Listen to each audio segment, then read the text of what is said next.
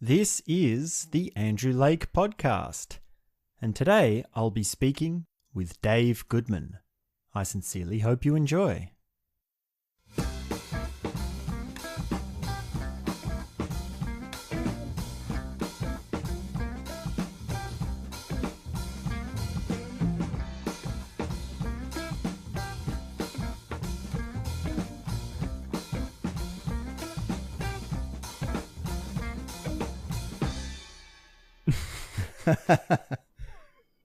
Oh man, I'm so glad to be speaking with you. Oh man, me too. Thank you so much for doing this. My pleasure. Thanks for asking me. We've got so many shared interests, Yeah. and I've always looked up to your ways of thinking and talking about things.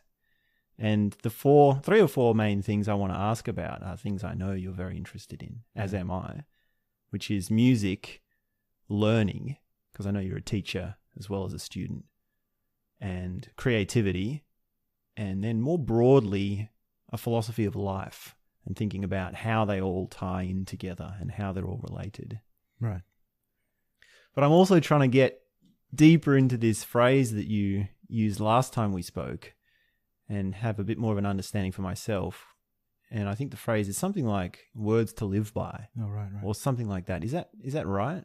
Yeah. And what does that mean to you? Well, it's something that I guess I use it tacitly for myself these days. Like it's one of those things that when you remember that phrase, it's like, that's that thing I wish I would remember all the time. You know, but you mustn't beat yourself up when you remember it and you find that you've been forgetting it. You've actually got it. You know what I mean? Like you've got to actually sort of go, oh, cool, I remembered that phrase. And it's like I don't know, like a semi-motto that I'm trying to live by these days. You know, words to live by. What I meant by that is, time is running out. It's becoming more and more scarce, you know, for me as I age, and I've got a list of things that I really want to accomplish, and so that list seems to be increasing, and the complexity of the tasks needed to complete these goals is increasing and more demanding on my time and my energy. And as my body ages, I'm having to, you know, really take care of like making sure I get sleep and the right nutrition and all of this, just so that I've even got enough energy to even just keep going, whether or not I finish anything. And so time is more and more scarce these days. So when I speak or when I'm being spoken to, I really, really honestly hope that the words that are spoken both ways are words to live by. Because anything else is just not worth uttering. It's a waste of time and energy, you know. So I'm very, very precious, I guess. This year in particular, I feel like I want to manage my time a bit better. Like I'm teaching a lot more this year, actually, which I'm very happy to do. So that means, you know, time is much more scarce. So yeah, anytime there's any utterance, it's got to be words to live by, you know. Otherwise, I mean, that's a pretty extreme thing to say, but I think it's good as a general principle. Yeah, I hope so. It's something to look up to, I guess, to strive for. I certainly I waste words a lot. So if someone's like, oh, I've got to take out the rubbish, or it's time to make breakfast, he's like, stop talking, that's a waste. These are words to live by too in certain domains. Oh yeah. Okay. So it's not just we have to be profound and existential all the time. No. There's still a practicality to it. That's right. You can't deny the fact that the garbage needs to be taken out and all of these seemingly mundane tasks. And if you allot your time properly and that you're regular and all these things, you can kind of find some sense of, I don't even know. I feel like I want to say enlightenment, but I'm not saying I'm enlightened at all. But you can see, like, the secrets of life are also wound in with the task of taking the rubbish out, for example. So if you're talking about taking the rubbish out, you know, it's all contextually relevant. So when you're actually having a conversation for the sake of having a conversation, that's probably what I mean. But yeah, that's not to discount the validity of taking the garbage out and talking about taking the garbage out, because I read a lovely essay by the great guitarist from King Crimson, Robert Fripp. Have you come across him? No, I'm unfamiliar with his stuff. Check him out. There's this thing, if you just type into Google, The Road to Graceland by Robert Fripp, there'll be a page. First thing you see will be a page, and it's this lovely little essay he's written. It's almost poetry, but it's not rhyming poetry. It's just little ideas. And I when I was at the con, I had this folder in my first couple of years, and I cleaned this folder out at one point, and I found this thing printed on the back of some paper, like some manuscript paper, that someone had given me a photocopy of it. And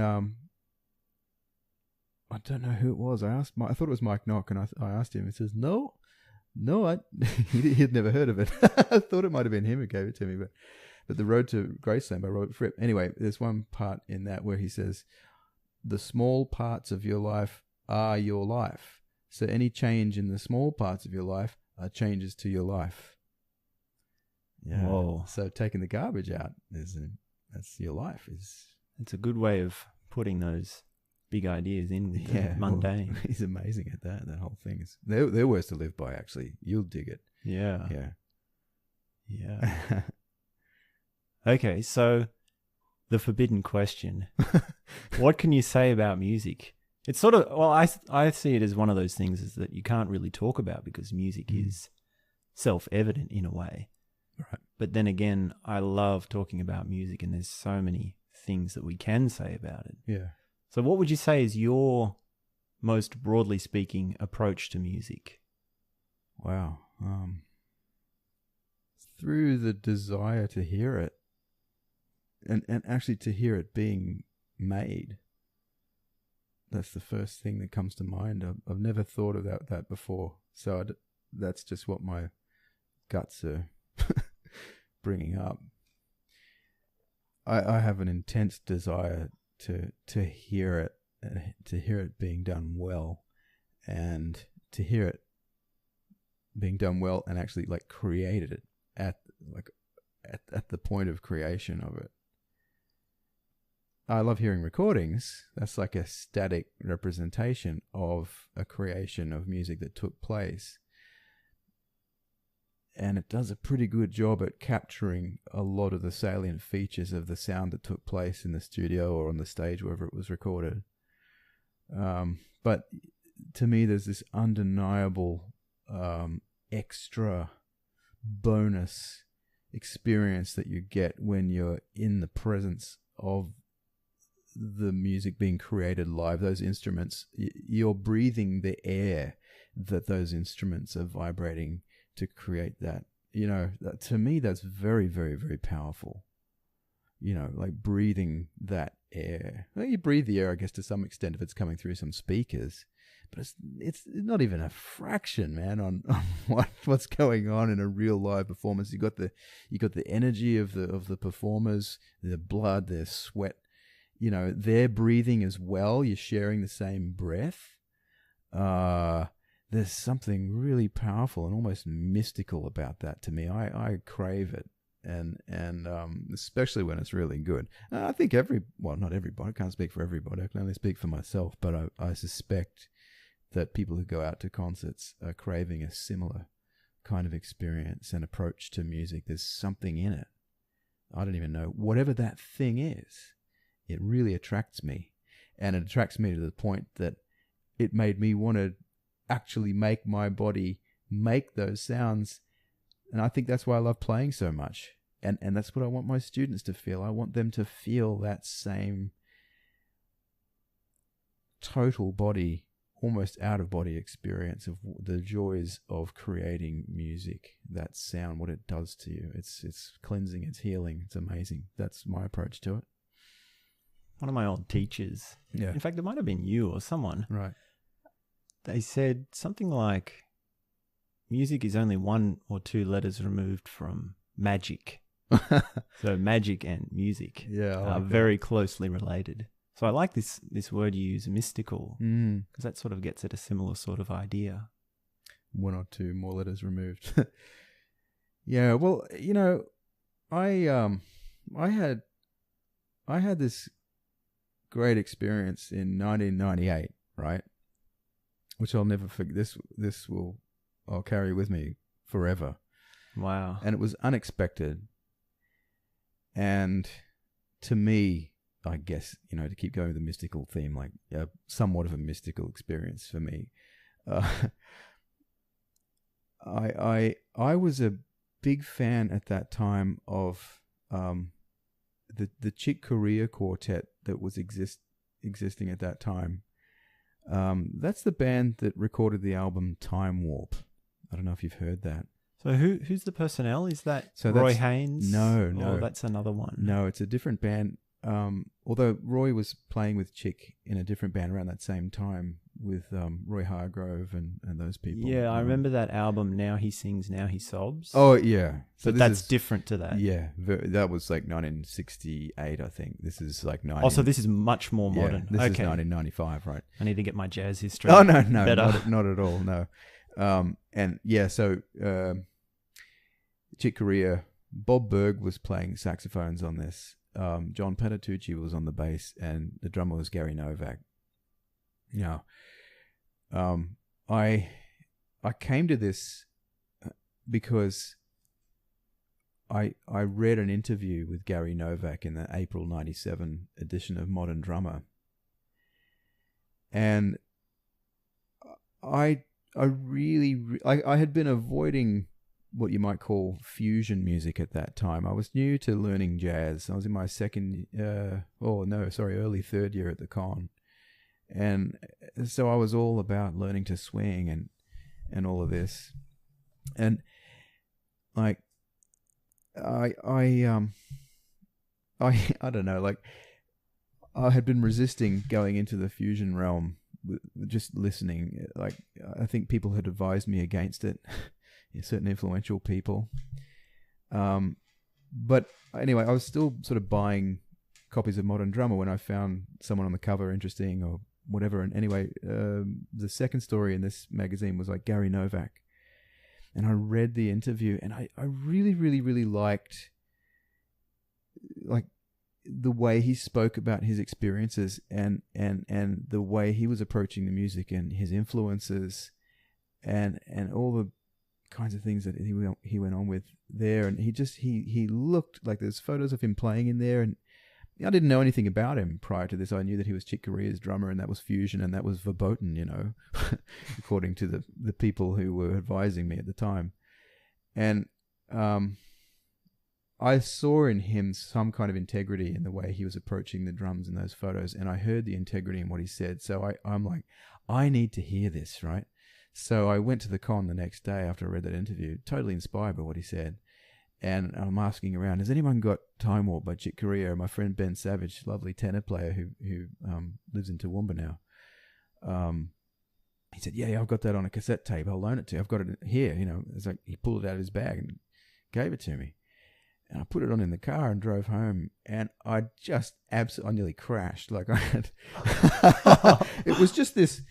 There were moments in the music and the sound of the tape too. Like I've subsequently bought it on CD, and it still doesn't have the sound quality that tape had, right, in my car. So that was a plus that it was on tape, not CD. Yeah, sonically, just that wonderful thing that tape had. And I just realized this guy's an absolute beast. And I wasn't previously a fan of Bob Berg, right? I wasn't. I didn't like his sound. I heard him on a Mark Copeland album. I'm like, who's this guy, I mean, I sound like an idiot saying that about Bob Berg, but I just, my first impression was I didn't like it. But on this album, I'm like, oh wow, there's this real hookup musically. Yeah, cool. And then, so I started looking into Bob Berg, and my friend Willow had all these tapes of Bob Berg recording with the Cedar Walton Quartet when he was 21. And absolute, have you heard that? No. Oh, there are these live sets with Billy Higgins on drums and Sam Jones on the bass. You will love it, man. It's so good. And Bob Berg's 21 and absolutely caning it. Wow. And so I'm like, wow, this guy is amazing. I became a Bob Berg fan. And I don't know how it came to be, but one of the lecturers at the con at that time was this guy, Gordon Brisker, who was from LA. And I'd became friends with Gordon, and a lovely player. He's since passed on, unfortunately. He had a beautiful sound. He was a cool guy to be around, and he knew a lot about music, and he had a lot of experience in LA. And he was teaching harmony and saxophone at the con. Well, anyway, Gordon called me one Sunday, and he said, "Oh, Dave, it's Gordon Brisker here." And I said, "Hey, Gordon, how you going?" He says, "Oh, good. I've got Bob Berg coming to the con to do a saxophone workshop, and I want you to play the drums." Wow. I nearly dropped the phone. Are you serious? Because I'm checking out all this music. And Bob Berg just released this quartet album with Novak on the drums and David Kukowski on piano and Ed Howard. Roy Haynes, the rhythm section, you mentioned Roy. But with Gary Novak on the drums, because they had a real hookup in Chick's band.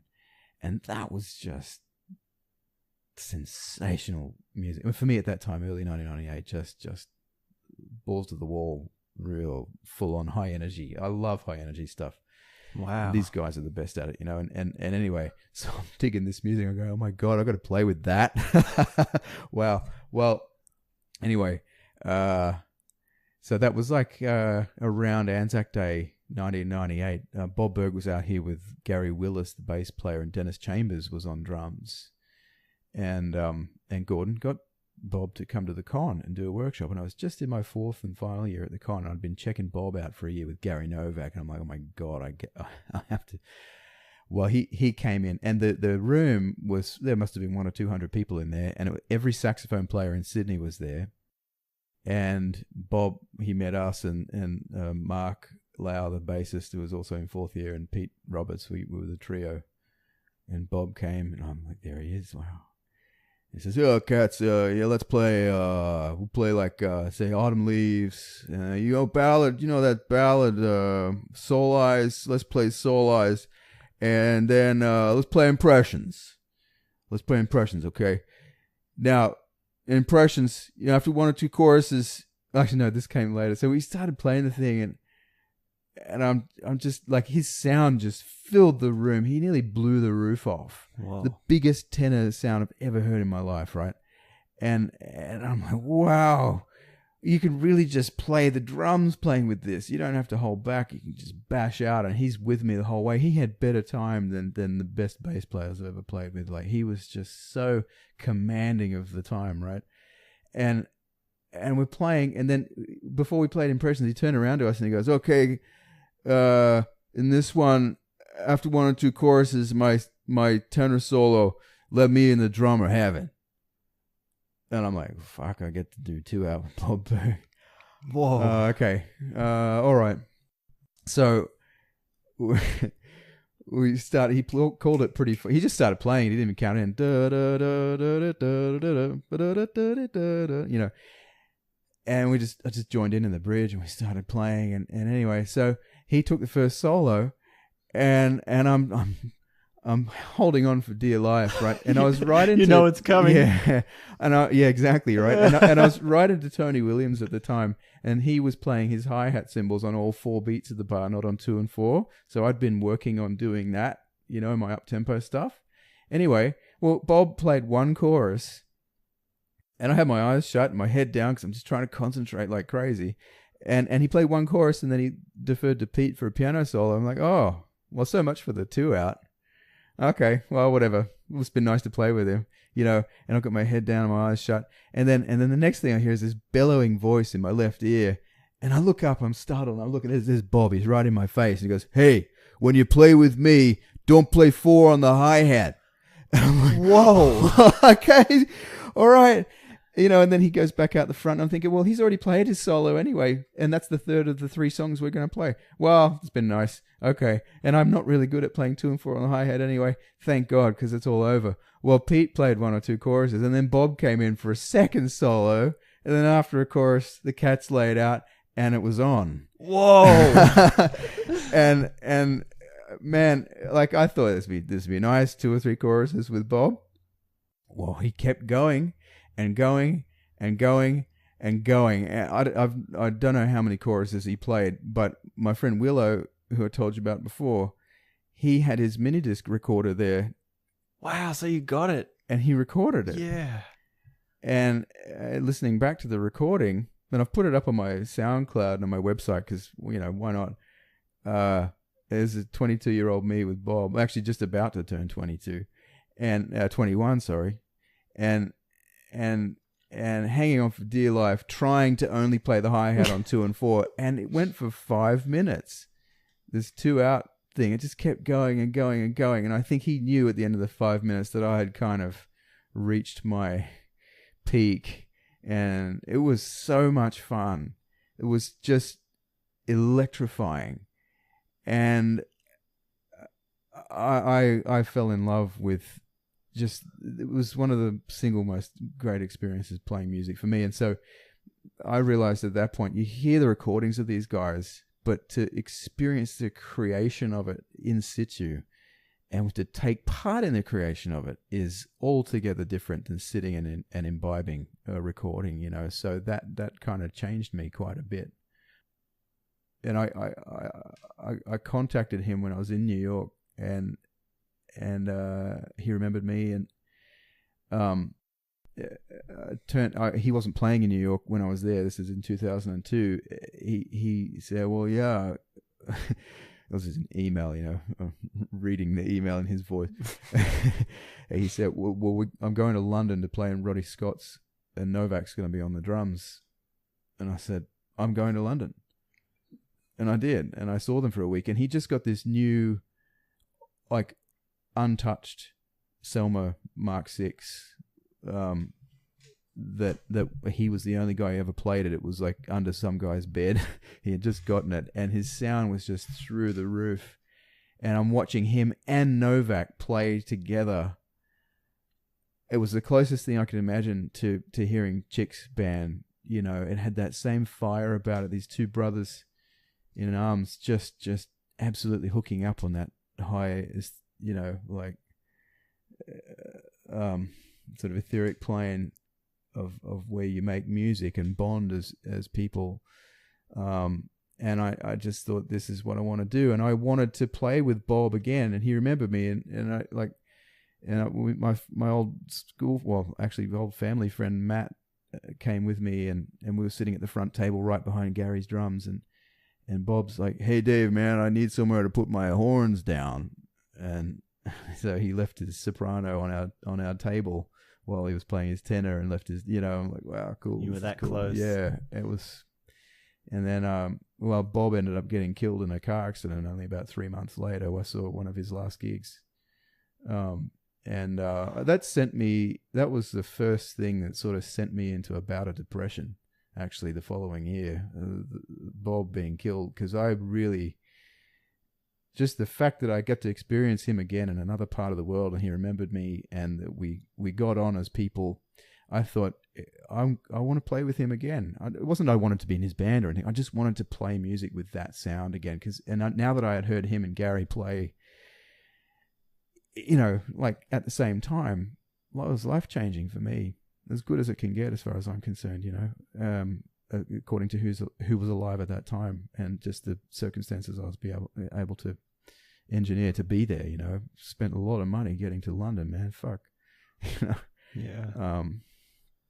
But it was absolutely an investment. So, you know, that's like, that energy is what attracts, that's what defines my approach to music these days. I don't expect that experience will ever come again, but I'm really grateful for that one experience. I read an interview with the old Papa Joe Jones in Modern Drummer once when he was quite elderly, and he said something in there. He says, if you weren't there in the 30s, you missed it.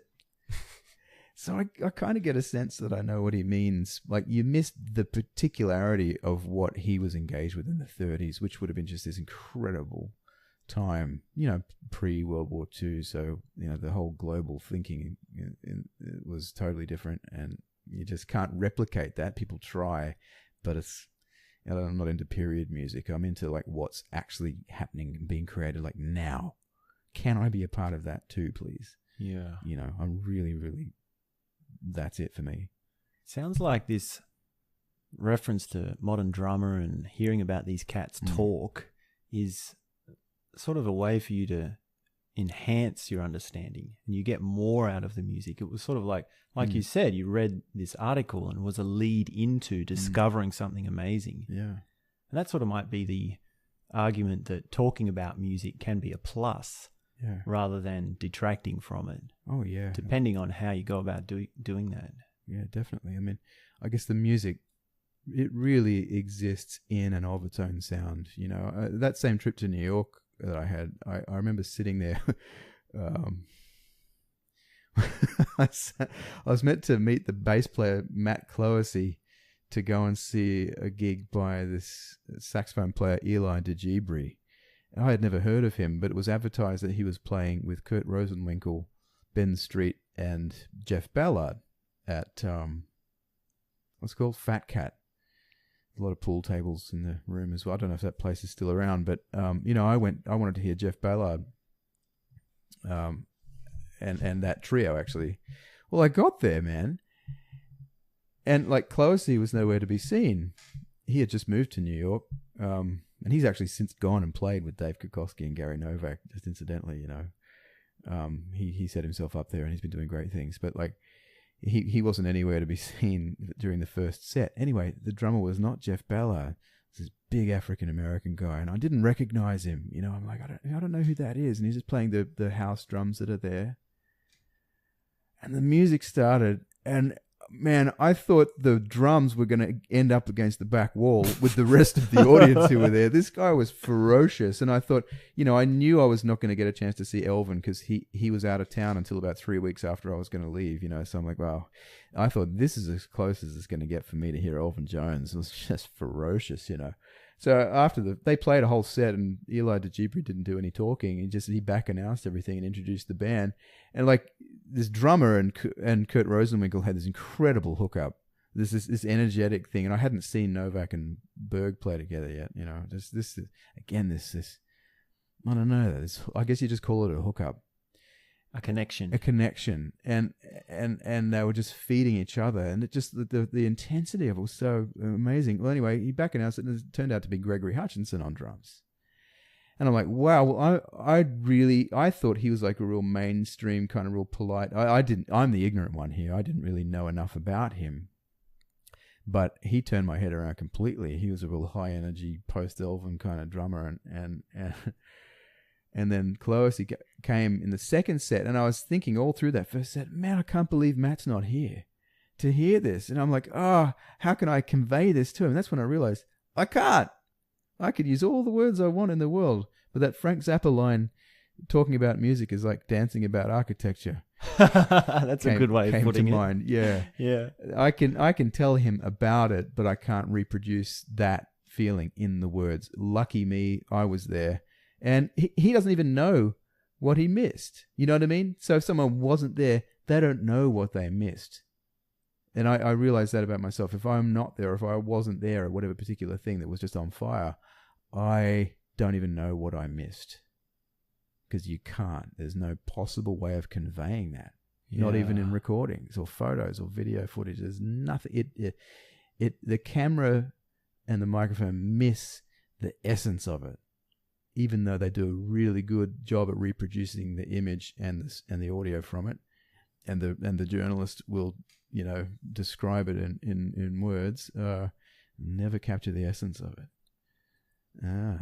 So yeah, and I since bumped into Hutch. I was in Bali 2 years ago now with Steve Barry's quartet and playing at the what was it called, the Ubud Village Jazz Festival, and Gregory Hutchinson was there with Gerald Clayton trio, and we were hanging out backstage, and I said, "Oh man, I saw you in New York with Eli DeGibri," and and I said, "Oh man," you know, he remembered when that period was in his life, and I said, "You know, I never got to see Elvin, but I thought that was as close as I would ever have gotten." He says, "Oh man, you think that was good, man?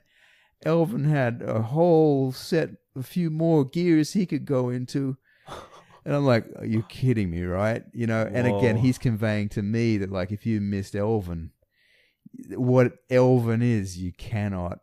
I don't know what I missed, even though I've got a ton of recordings that I listen to constantly. I think about Coltrane, and I just think, and Miles, when Hendrix, like, what did you and I miss there? Yeah. What did we miss, man? Damn. Like, oh. You're making me feel like I should somehow, some way go and see Keith Jarrett, because do it. He's my favorite. But the thing is, he's getting on, and he recently cancelled a whole bunch of dates because of his health. Yeah, right. And the other thing is, not only is it expensive, but they sell out so quick. Yeah. He would book a date and just in a second sold out. So apart from going around halfway around the world, spending the money on the ticket, you've got to be very lucky to get it. And that's if he turns up. Like, he cancelled like quite a few dates last year. Yeah. Well, it could happen to you what happened to me. My first night in New York, I was supposed to go and see the Keith Jarrett Trio at Carnegie Hall. No way. But my flight, I had this flight from LA that connected in Kansas City.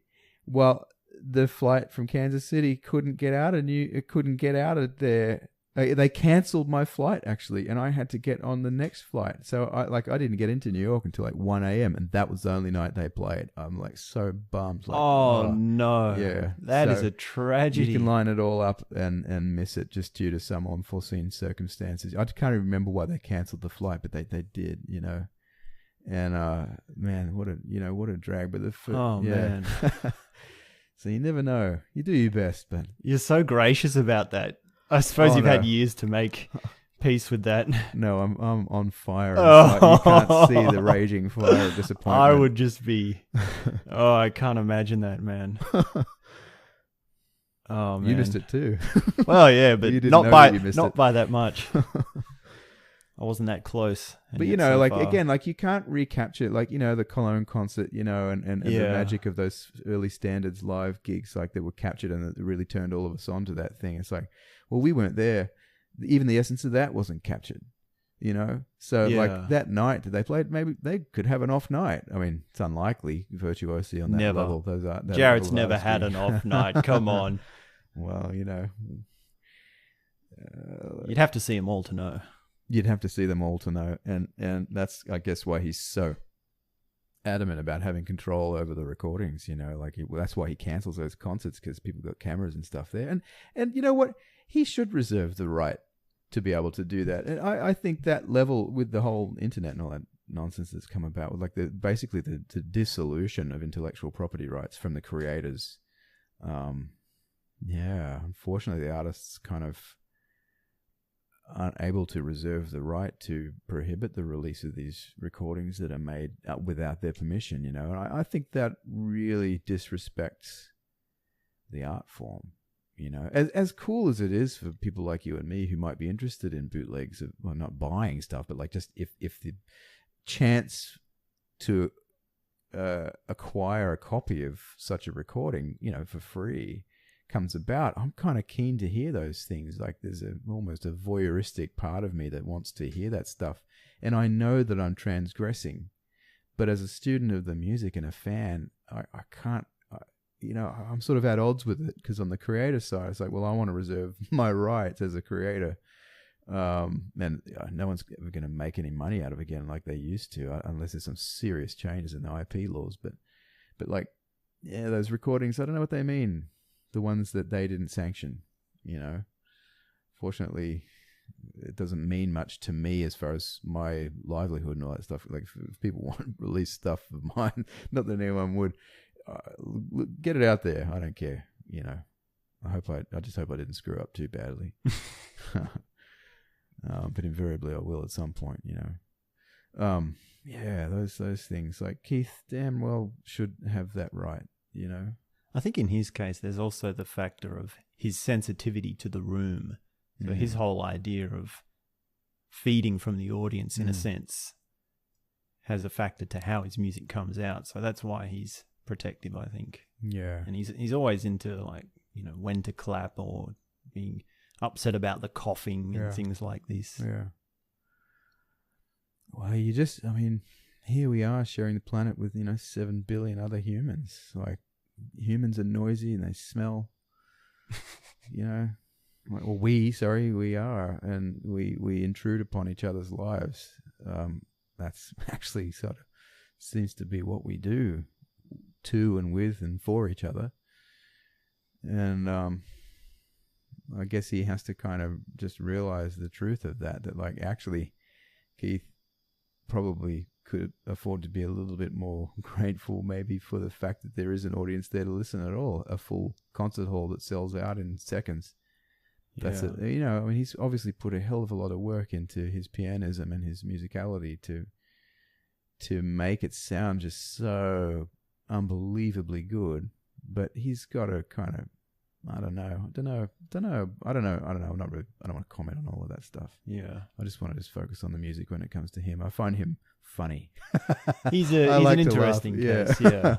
But I don't want that to detract from actually the genius of his output, you know, like a modern day Mozart or Bach, really. I mean, you know, or better, I don't know, like just the spontaneous inventions of his are just, many times I've sat there listening to those piano concerts and just, I don't know, well, that's what I was going to say before, you know, like with the mystical thing, right? Yeah. Maybe to get back, I think I lost my track there. Like, the reason I mentioned Bob Berg, there was a reason for bringing him up, apart from the energy and all of that. The reason I brought him up is because I saw an interview with him years after he died on YouTube. There's this lovely little mini doco on Bob Berg. Check it out if you haven't. He's got his kind of gruff New York exterior. You know, that hard edge. I mean, I can't really do it, but I try to get a sense of that sort of Italian New Yorker, you know, that sound that for me, a white boy from Tamworth, is not really accustomed to, you know, engaging with that accent. You mean in the way he talks as a person, or in how he plays his music? Yeah, the way he talks as a person, right? And I guess he played like that too. He played this really gruff, not harsh tone. It wasn't the sweetest sound, but it was really precise and really strong. And I mean, I loved it. When, you know, like I just thought he had this, you know, when you meet someone with that gruff exterior and that sound, you kind of think they're a bit of a tough guy, you know, especially that is amplified in this part of the world when a New Yorker comes to Sydney. It's like, wow, you're not from around here, are you, boy? You know, you get a real sense of the odd guy out, and they don't understand us at all. You know, we're crazy people to them, I think, you know. And you see him, and anyway, this doco, they're talking to him about music and about art, and he kind of opens himself up a bit, and he lets this vulnerable part of his character through the interview, and I'm like, wow, I wish I had been able to chat with Bob on this level, you know. It was right around that time. There's a footage, I think, of maybe he's playing with Chick Corea at the time. I don't remember. I might be confusing it with some other footage that's online, but he said, he reiterated what I've heard other jazz artists say, and I never really thought of him in this light until I heard him say it. He said, you know, this is your job. Like, it was almost like he was alluding to some kind of spiritual vocation, like your job as an artist or a musician even is to inspire people and to kind of take them into a higher world. In the experience of listening, like the act of listening to the music is supposed to help someone transcend the mundane, you know, and for that brief moment while the music is happening, to you are, I guess, almost transfigured, you're somehow changed through the experience because you've had this transcendent experience. Because of it has to be really good music for that to happen. That's why Keith Jarrett and these guys were talking about Train and all these, they're so amazing because they are able to do it. Every time they play their instrument, people like you or me can sit down and go, without speech. Jaw dropping. Yeah. Even on the recordings. Even on the recordings, because you'll never hear it live with a lot of these guys. And like, that's what Bob Berg was about. And so, you know, having had that experience with him, and I, you know, I feel like, well, yeah, then that charges the musician with the responsibility of, like, it's not for me that I play. Like, it's not. It can't be. it has to be for you. It has to be for the person listening. Because, like, and that's that Keith thing. It's like, does he know that? I don't know if he knows that. Maybe it is all about him as far as he's concerned. Maybe it is. And that's cool. It yields a result that people do transcend. So we'll put up with this. I wouldn't profess to be an expert in the philosophical beliefs of Keith Jarrett. Right. I've got a little bit of an understanding. Like, I know he's into the fourth way and was influenced by Gurdjieff and those sort of guys. But I would by no means say that I could definitely speak for him. Yeah. But, well, yeah. I mean, I guess with Gurdjieff, like in the fourth way, I believe he was inspired by all the whirling dervishes and just the kind of trance-like state that those guys get into to perform that stuff, and it kind of inspired Gurdjieff to, as far as I know, the fourth way is centered around like constructing a life that is centered on creative acts, and I guess creative thoughts and creative words, creative attitudes, creative behaviors, creative everything, you know. But I reckon, you know, like, I mean, I can't profess to really talk about it either. I've not done an in-depth study of Gurdjieff, but like, there's this book by, what's his name, Ouspensky. Peter Ouspensky, yeah. I've read a little bit of that. The Psychology of Man's Possible Evolution. I haven't read that. One? No, I can't even remember the title now. It's a long time ago. I've got it on my shelf somewhere. But he's talking about Gurdjieff, and that's where I don't think I've even read any of Gurdjieff's original texts. But like, you know, I've heard that, like, you know, there are several paths to enlightenment.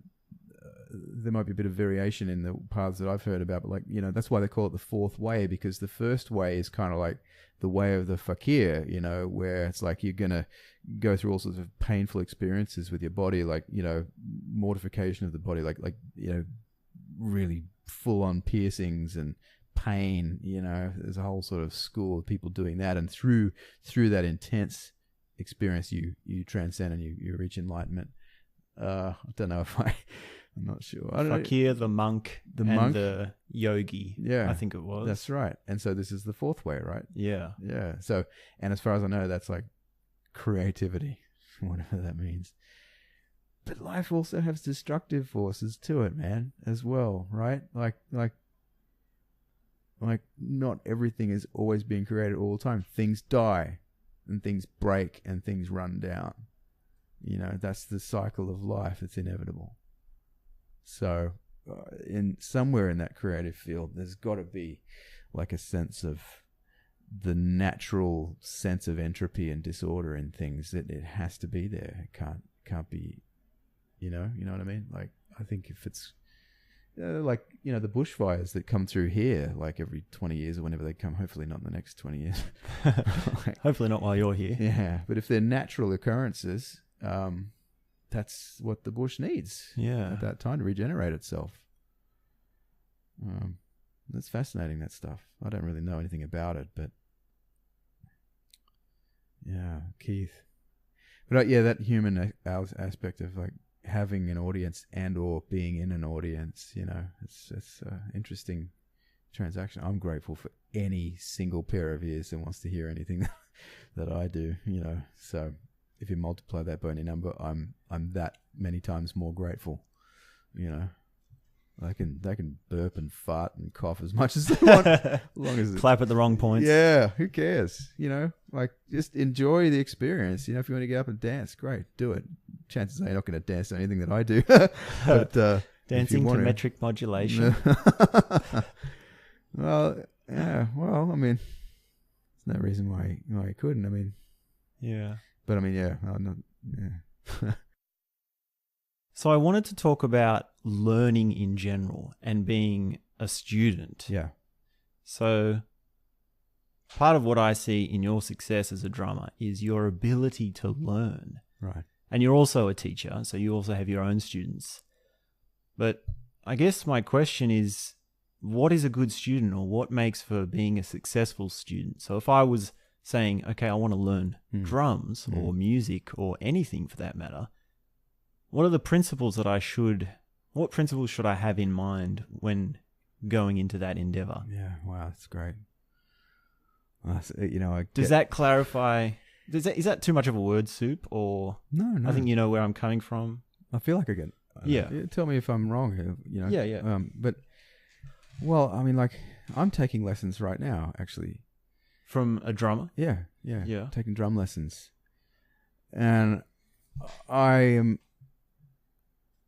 I'm really glad that I'm taking lessons with the teacher I'm taking them with. His name is Gordy Knudtson, and they're over Skype because Gordy lives in Minneapolis. And like I think I've heard a couple of or read or heard whatever statements about like a good student has, I've heard it's called a rage to master. Like there's this fire inside, that there's something that is beyond your grasp.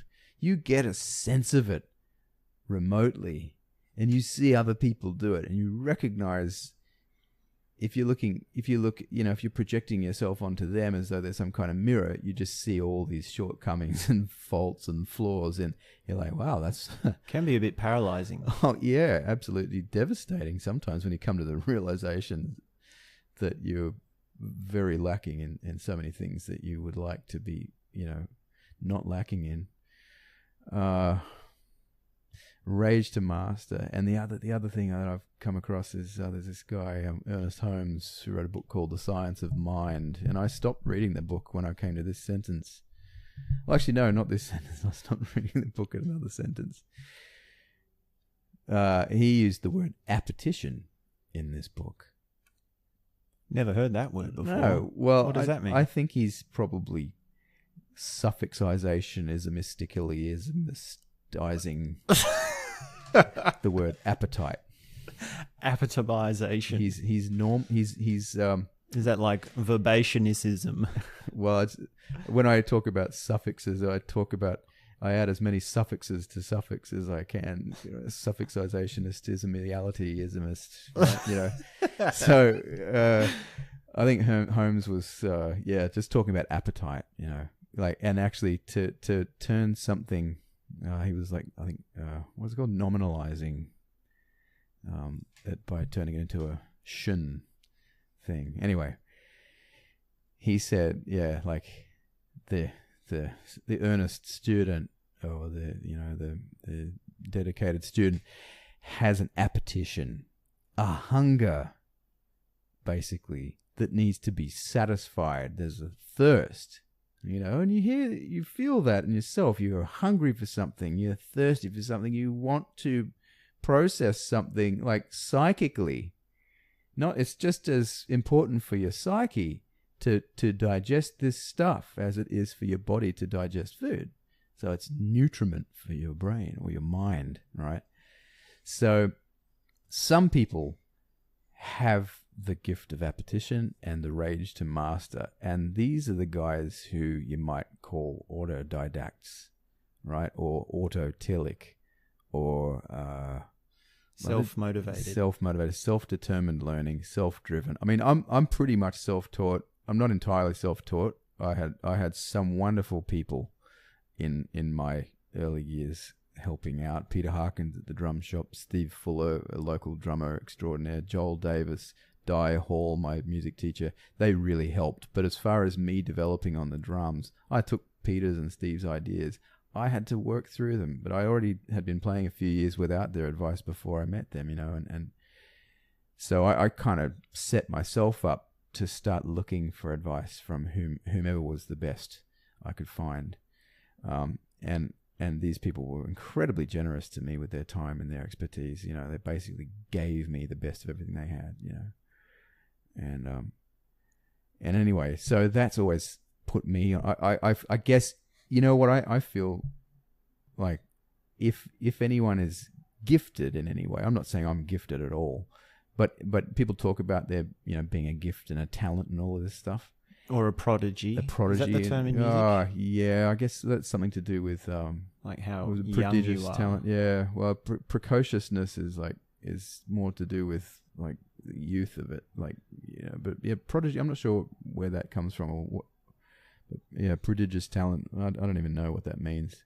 But like, as far as talent and giftedness goes, I think that no one is gifted with the ability to do something, really. But what they are gifted with or talented with is having that rage and that appetition to seek, right?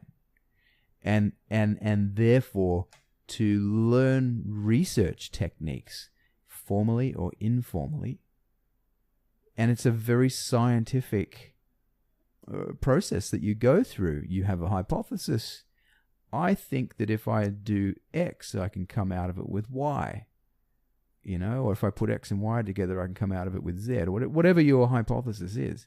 And then you formulate an experiment. Well, I'll go and study with so-and-so, and I'll practice what they show me, and let's see if my hypothesis was right. That's how it is for me. And that comes about, again, through the listening and all those things. I hear the music and I'm in love with it. Maybe that's if I have any gifts at all, it's the gift of being open to the best sound and just resonating with it and just going, wow. And it just pushes me to go and learn and to try and get good at learning how to learn, So, that's why I went to New York to study with Joe Morello and Jim Chapin. And I also spent quite a bit of time learning with Billy Hart too, whom I was a great big fan of, and I still am. And I learned a whole bunch of other things that I didn't expect from him. But they were the last teachers that I had. And yeah, it's been, what are we now, 2019. So 17 years ago that was. So, towards the end of last year, I very, very sheepishly made contact with Gordy Knudtson through his website because I had been inspired by his videos on YouTube. Gordy has been touring with the great Steve Miller for the last 30 years. And Steve Miller, as it turns out, like I didn't, when I read that name, I'm like, I don't know who that is. I looked him up and you go, Abracadabra. Oh, is that a Steve Miller hit? I remember that when I was a kid. And The Joker and Fly Like an Eagle. All these songs turn out to be Steve Miller songs. Like, these are like in the collective unconscious of my entire generation. Everyone knows those songs. We don't know who Steve Miller is though, but we know the songs. And well, Gordy has been touring with Steve Miller for the last 30 years. And he's just a fantastic drummer, fantastic musician. Is he a jazz drummer? Is it swing? He plays, no, this is rock and roll, like pop music. But okay. Rock, like pop rock. Yeah. Or backbeat. Big. They play, like the weekend after I first had a Skype session with Gordy, they flew to London to play the O2 Arena, which is the biggest grossing arena. It's even ahead of Madison Square Garden as the biggest venue in the world. So Gordy went over there and played a set with Steve Miller the weekend after we got together. So he knows how to play those massive big stadium gigs. I've never talked to anyone who knows how to do that before, and I'm just getting all this insight that it's like, wow, this is this whole echelon of thought that I've never really considered before. And you listen to him, there's lots of footage of that band playing. Check him out on YouTube. I've got a playlist I've made that I try to keep up to date, it's really, really good drumming, man. But before that, he was just a drummer around Minneapolis, just doing lots of jingles and record dates, and he played jazz with Ben Sidran, and there's great footage of him with Sidran. He sounds fantastic, one of the true greats. But his name, for whatever reason or other, is not as well known as it should be. But I saw what he had to offer in his videos, and I'm like, man, here's my guy right there. I was looking for a teacher for a long time, but I didn't know who I was going to study with. I really couldn't. I don't know, Anyway, so I wrote this email, and he wrote back almost immediately, and he put me at ease because he turns out to be a really, really cool guy. And he has a wealth more to offer than I first thought. I just thought I was going to get a little bit of this wonderful open-close technique from him to help with my double strokes, and because I just changed my grip and I needed help with that, But he's got books and books of creative resources for drummers. It's incredible. And so I have sessions with him on Skype as much as we can schedule. And I mean, I'm practicing a lot. I'm out there most nights on the pad, just getting all this stuff together, and slowly making progress. I don't expect any quick progress, but I'm working at it, knowing that if I do what he's telling me to do, here's an interesting story about like trusting your teacher. When I spent time with Billy Hart, he asked me about Phil Treloar. I said, "Do you know Phil Treloar?" Phil Treloar? Phil Treloar. Phil Treloar. He's a great Australian jazz drummer.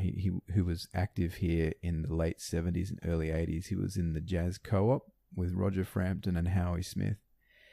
And he's on a bunch of pivotal recordings from around that time. They're very hard to find. Australian jazz history is just so hard to find, even from 20, 30, 40 years ago. American history is all over the place. You can get stuff from the 50s, from the 40s, you name it, straight away. But Australian stuff, for whatever reason, is just out of print and hard to find. I don't understand. Anyway, Phil Treloar is one of the true greats. It turns out he went to study with Billy Hart in the 80s. And so he was the only other guy that Billy knew from Australia. And says, I'd seen Phil maybe a year or two before that. And I said, I saw him. He's cool. He says, I can never get in touch with him. He lives in Japan now. Phil does. And he's incredible. Anyway, I heard from someone else that when Phil went to study with Billy Hart, Billy did this routine on him where he turned all the lights off, closed all the blinds, the room was dark. I hope I'm not adding things to the story. I might be making some of this up, but the essence of it is still intact. And he went and stood behind Phil. And Phil's like, what's going on here? And he said, I want you to fall back. It's the first thing we're going to do. I want you to fall back. Phil's like, this is very strange. Anyway, he did. He fell back. And Billy caught him. Didn't let him hit the ground. That's a lot of... Phil's a very tall guy. And Billy's not the tallest guy I've met. But he managed to catch this big Phil Treloar as he fell freely backwards. He would have hurt himself if he landed on the ground. He caught him. And Billy's response to that was, okay, good. Now that I know you trust me, we can go on with the lesson. Wow. Like, implicit trust. Phil didn't even know what kind of test he was being put through there. Billy knew. And I don't do that with my students. That's you're not really allowed to do that kind of thing these days. And I wouldn't anyway, because I don't want to put them at risk. I might not catch them. I'd like to think that I could, that I'm capable, but it's not something that I do. But it does really create an image for me, like the fact that trust must be there implicitly with your teacher. Otherwise, what are you doing with that person in the first place? What do you expect to get out of that? Like when I was with Joe Morello, like I had spent 18 months here with Jim Peace, learning the best of what Jim could give me of what he learned from Joe, which is a really, really super wonderful, intense version, I think, of what Joe had to offer in the technical department.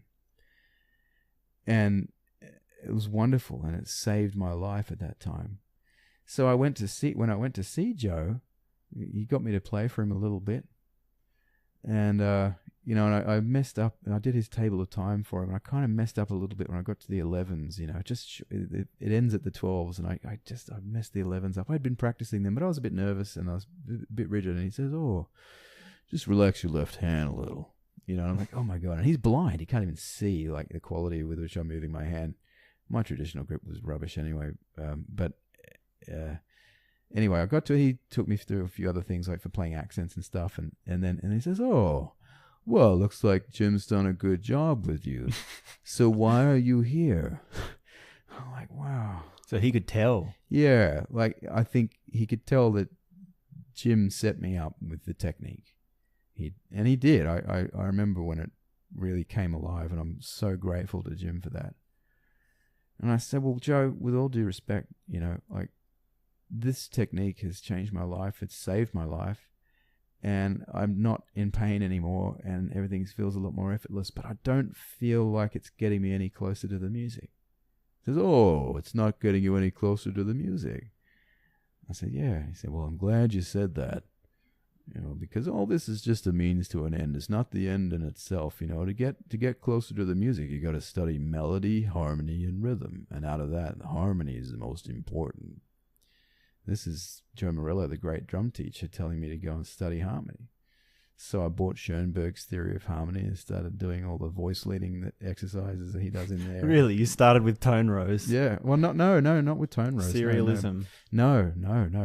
Schoenberg's theory of harmony is from before he released all of that. So before he went into that direction. He was in that direction, but he hadn't published anything about it yet. This is all legit Western harmony, functional tonal harmony, diatonic. Would you call it? Diatonic, right. And dealing with Wow. dissonance as well. Wow. And his is that where you would recommend someone to start with harmony? Is that still So what it's- you'd it's- call oh. a seminal work? It is absolutely a seminal work, and yeah, I have plans of making it an essential text for my drum students at one point okay. when I've got enough confidence to say, right, Schoenberg's theory of harmony, this is part of your drum lesson. I mean, that guy was a philosopher also. He was a brilliant artist. Have you seen his paintings? No. Unbelievable. Schoenberg. I am a mad Schoenberg fan. I love the guy so much. Like for his tonal stuff, actually. And the tone row stuff as well, but like his writing is gorgeous. His use of The harmony. tone rows are an acquired taste. Let's be They honest. are, yeah, and I think Alban Berg probably had a lot more success with it. His violin concerto still kills me. But I love Schoenberg's piano pieces. Have you heard those? No. I think they're sort of tone row based. Yeah. The thing about the tone rows is it's sort of embedded in the composition. It's not an overt statement of the 12 notes and all of that. It forms part of the structure as well. It's as much, not that I know how to do it, but like I'm trying, and it's beautiful. So that wish to nail that, not that I'm nailing it, but like came from Joe Morello's recommendation. And it's like, because again, I thought, well, I've come all the way around the world to have drum lessons with him, and that's what he told me to do. So I'm going to do it. And this is the thing that, to answer your question, is not my advice to students, but like this is what makes, I think, a good student, is that if you're going to fork out money and devote your time to spending time with someone who's a seasoned master, a la these wonderful teachers, Gordy Knudtson, Joe Morello, Jim Chapin, Billy Hart. For me also, when Chad Wackerman was in town, I spent time with him. And you'd better listen to what they say.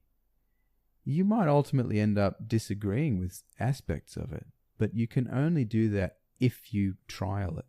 You can't just say, "Oh, I'm not into that," or "No, that's not my style," or anything like that. Why are you there? So if they tell you to do something, you do it. And people like that have been around the world a few times. They know what they're talking about. Why else are they so well known as some of the greatest teachers in the history of drumming? That's why I sought them out. I want the best, man. And to me, with Gordy Knudtson's like presentation of open-close technique and the way he uses this idea of morphing, not to get too technical, but like morphing double strokes into flams and what he calls the singled four. He's actually a pioneer of this stuff. So he's almost like the third guy in this trilogy for me, like a real true pioneer as a drummer and educator, Gordy Knudtson. And I just feel absolutely privileged to be in such good relations with him. I can't speak highly enough of him and what he has to offer.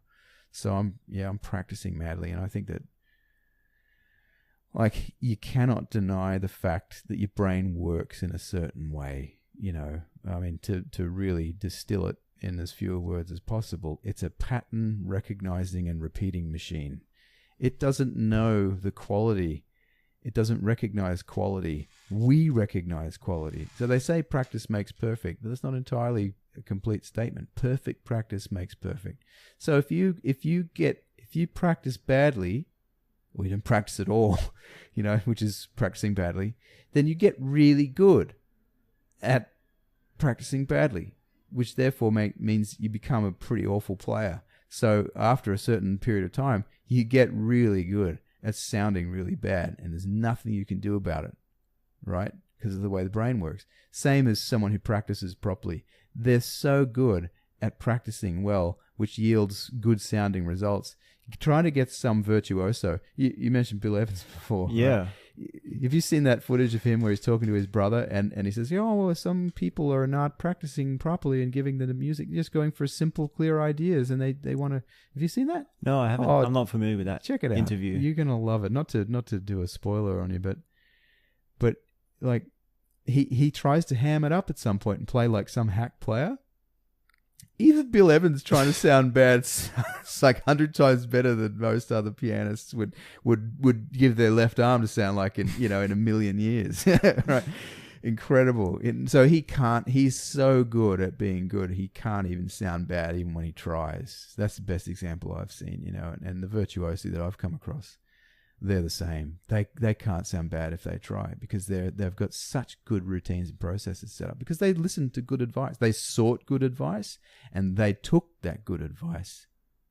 They personalized it and did something with it. And you do something every day, because your long-term memories form when you sleep. And if you're talking about muscle memory and myelination and all of these things that happen, I don't really know the technicalities of it. It's the repetition, the frequency of the repetition, the longer the period, and the quality of feedback that you're giving yourself about the truth of how good or bad it is. That's what makes the difference. And if you can do that, you'll go somewhere. Then you do it, and you've got to make progress incrementally. Too many people, myself included, are jumping around with tempos too much, and you shoot yourself in the foot. You're whipped before you start. So I try to set up a routine for my students that I try to adhere to myself, which is be kind to yourself, allow yourself to be patient, and you will actually not even notice your own progress if you practice properly. You'll just be so great. There's a drummer in Sydney who's just like that. His name's Alex Hurley, and he absolutely knocked me out last year. I was judging the National Jazz Awards, and Alex ended up winning it. I mean, David Jones and Hamish Stewart, and I was like, wow, this is incredible, and he doesn't even know how good he is. Like, it's such a natural thing for him, because he's actually been in a really good learning. It turns out, like, I've found out from him since that, like, he's got this background. He grew up going to the Con High School, studying for 4 years with Darryl Pratt and 2 years with Rick Miller, learning proper symphony. And those guys teach you how to practice, and he told me that, like, yeah, you had to practice properly for Darryl. Rick was a bit more laid back, but I've talked to other students of Rick's, and they tell me all sorts of amazing things that he gets them to do with trampolines. Yeah, so if you got teachers like that, I think they're going to set you up pretty well. And Alex obviously loves the drums, and he did what they told him to do. So that's, yeah, like the big problem I see is, like, I might inherit a student who's been taking lessons for 7 years. I used to get excited when someone would say, yeah, I've been playing drums for 7 years. I'm like, well, since I was in year 3 or something like that. I'm like, wow, cool. Play for me. And they go, oh, I don't know what to play. Oh, man, you haven't learned a thing, have you? Now, I don't know how much of that's their fault, and I don't know how much of that is their previous teacher's fault. Maybe a bit of both. But the problem is with the kid, they don't know. See? They don't necessarily know that the lessons they're getting aren't any good. Like, the teacher hasn't set them up to be making incremental progress in quality, and getting through more and more and more stuff with the right technique. Yeah. I'd really like to emphasize this point that you're making, which is practicing the wrong way actually sends you in the wrong direction. Yeah. So in a sense, when you're practicing, you're not just practicing what you are practicing, but you're practicing the way that you practice. Yeah. I think that's a really important insight, and that really, I think, is some good advice that I'd like to take. Me too. Yeah. Yeah, I mean that's just such a big part of it, like just it's devotion, it's dedication. It's sort of like what comes to my mind when I hear that is it would be a case to simplify your practice, slow it down, and not be as ambitious. Actually be less ambitious in what you're going for in order to have a more solid foundation like progress. Don't be ambitious at all. I remember seeing Billy Connolly on the Parkinson show. He and Sting were guests, and he says, I don't like ambitious people. Stay away from ambitious people. I don't like it. I've never had ambitions. The things in life that make me happy are the things that always made me happy. When I was a welder, I'd ride my bike, smoke my pipe, He didn't ever have any ambitions of being a superstar comedian, right? And Sting, I think Sting, turns out that Billy Connolly was at Sting's wedding, and Sting kind of concurred with what Billy Connolly was saying. Stay away from ambitious people. And that's massive because, if the problem you can come up against is that you're just looking at the results that you expect that you want to get, and you're not valuing the process you have to go through to yield those results. And try to communicate that to people who have no idea that there is a process, and you tell them there's a process and it takes time. Probably not going to notice a single change in anything for 3 months, maybe even a year and a half, But if you do what I tell you, right, I can almost guarantee that if we spend 3 years together every week, you, not because of anything to do with me, but because of the processes that I'm going to engage you in, if you steep yourself in those, you will come out of it smelling like roses. You'll sound like $1 million. I can almost guarantee that because I've seen it happen. Right? And again, it's nothing to do with me. It's the processes that I've inherited from my teachers, right? And if you don't do what I ask you to do, I can't guarantee you anything. And you've got to really question why you're here actually at all. And it's a rare type of student who comes to you knowing that you're the one who's going to give them that process to yield those results. That is like a needle in a haystack type of person who comes. But when I've seen it. Well, I mean, I'm incredibly privileged to have seen it on a handful of occasions, and it just knocks me out. I get inspired by those students. I really do. When you give them one thing, not only do they do what you ask them to do because it's the right thing to do, but they did it so quickly and so thoughtfully that they actually went and did 10 more things beyond what you asked them to do in that week. And they come back and you see them and you're like, oh my goodness, I haven't even looked at that piece myself. You show me how that's done. That's happened a bunch of times. Yeah. When that happens, I know they're cool. They probably don't need me for much longer after that. My job is to make myself redundant. If you're having lessons with someone for 7 years, you want to come out of it sounding world class. 7 years of your life. Yeah. And these kids don't even know what to play when I've asked them. They can't even tell me. I say, have you got any favorite drummers? Have you heard any music? What brought the drums into your life? Have you heard anything that you like? No. Oh. There's another trap that I wanted to sort of ask you about, which was, we sort of alluded to it before, but maybe we can revisit this point, which is, there was a point in my learning, well, there's always been points in my learning processes where it dawns on you how much there is to learn. Yeah. And it's infinite. And the response to that can sometimes be paralyzing. It can be crushing to a student. Yeah. And I don't know if you can really... Do you see that point in yourself or in other students? And is there any sort of consolation of that realization that there is so much to learn that you'll never get there? Yeah. Well, that's a really interesting point. You know, it brings a few ideas to mind. I don't know how many years ago now, but probably sometime in the last 5 years. Oh, no, longer than that. I'm not really sure.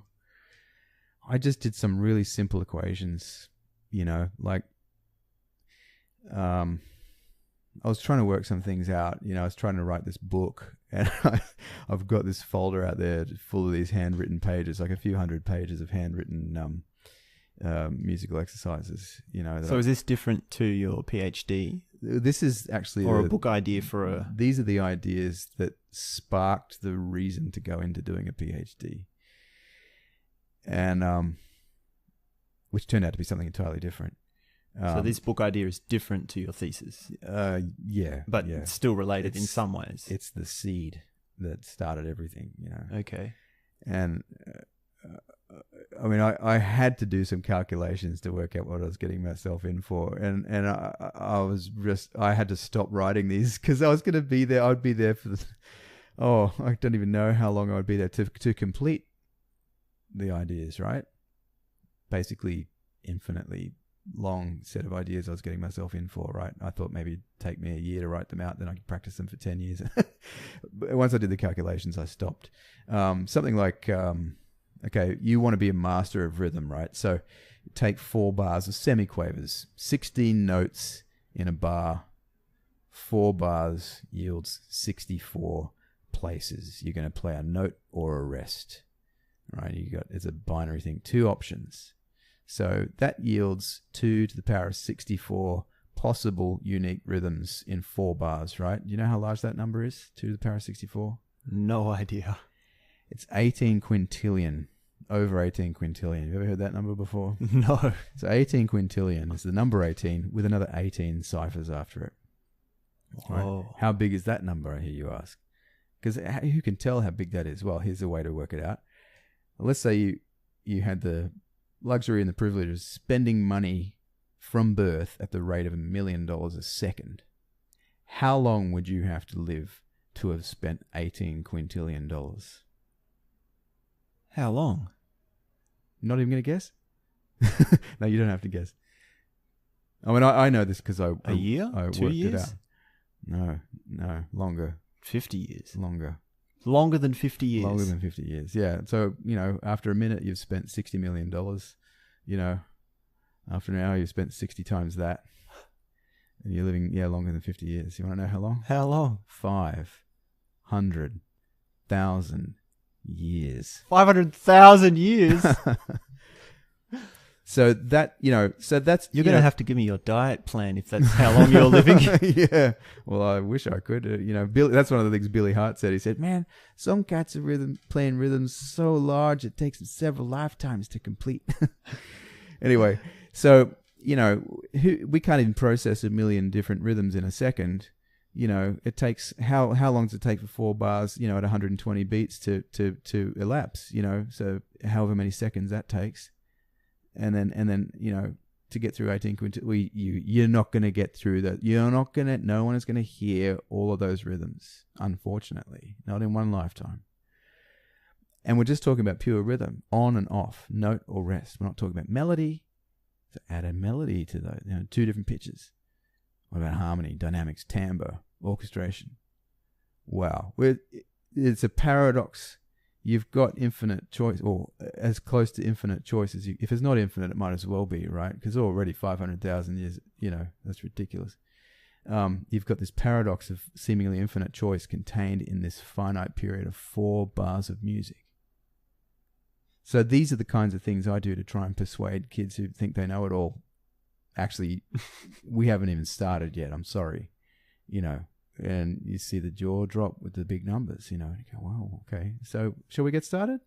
Okay, you're going to practice this week? Good.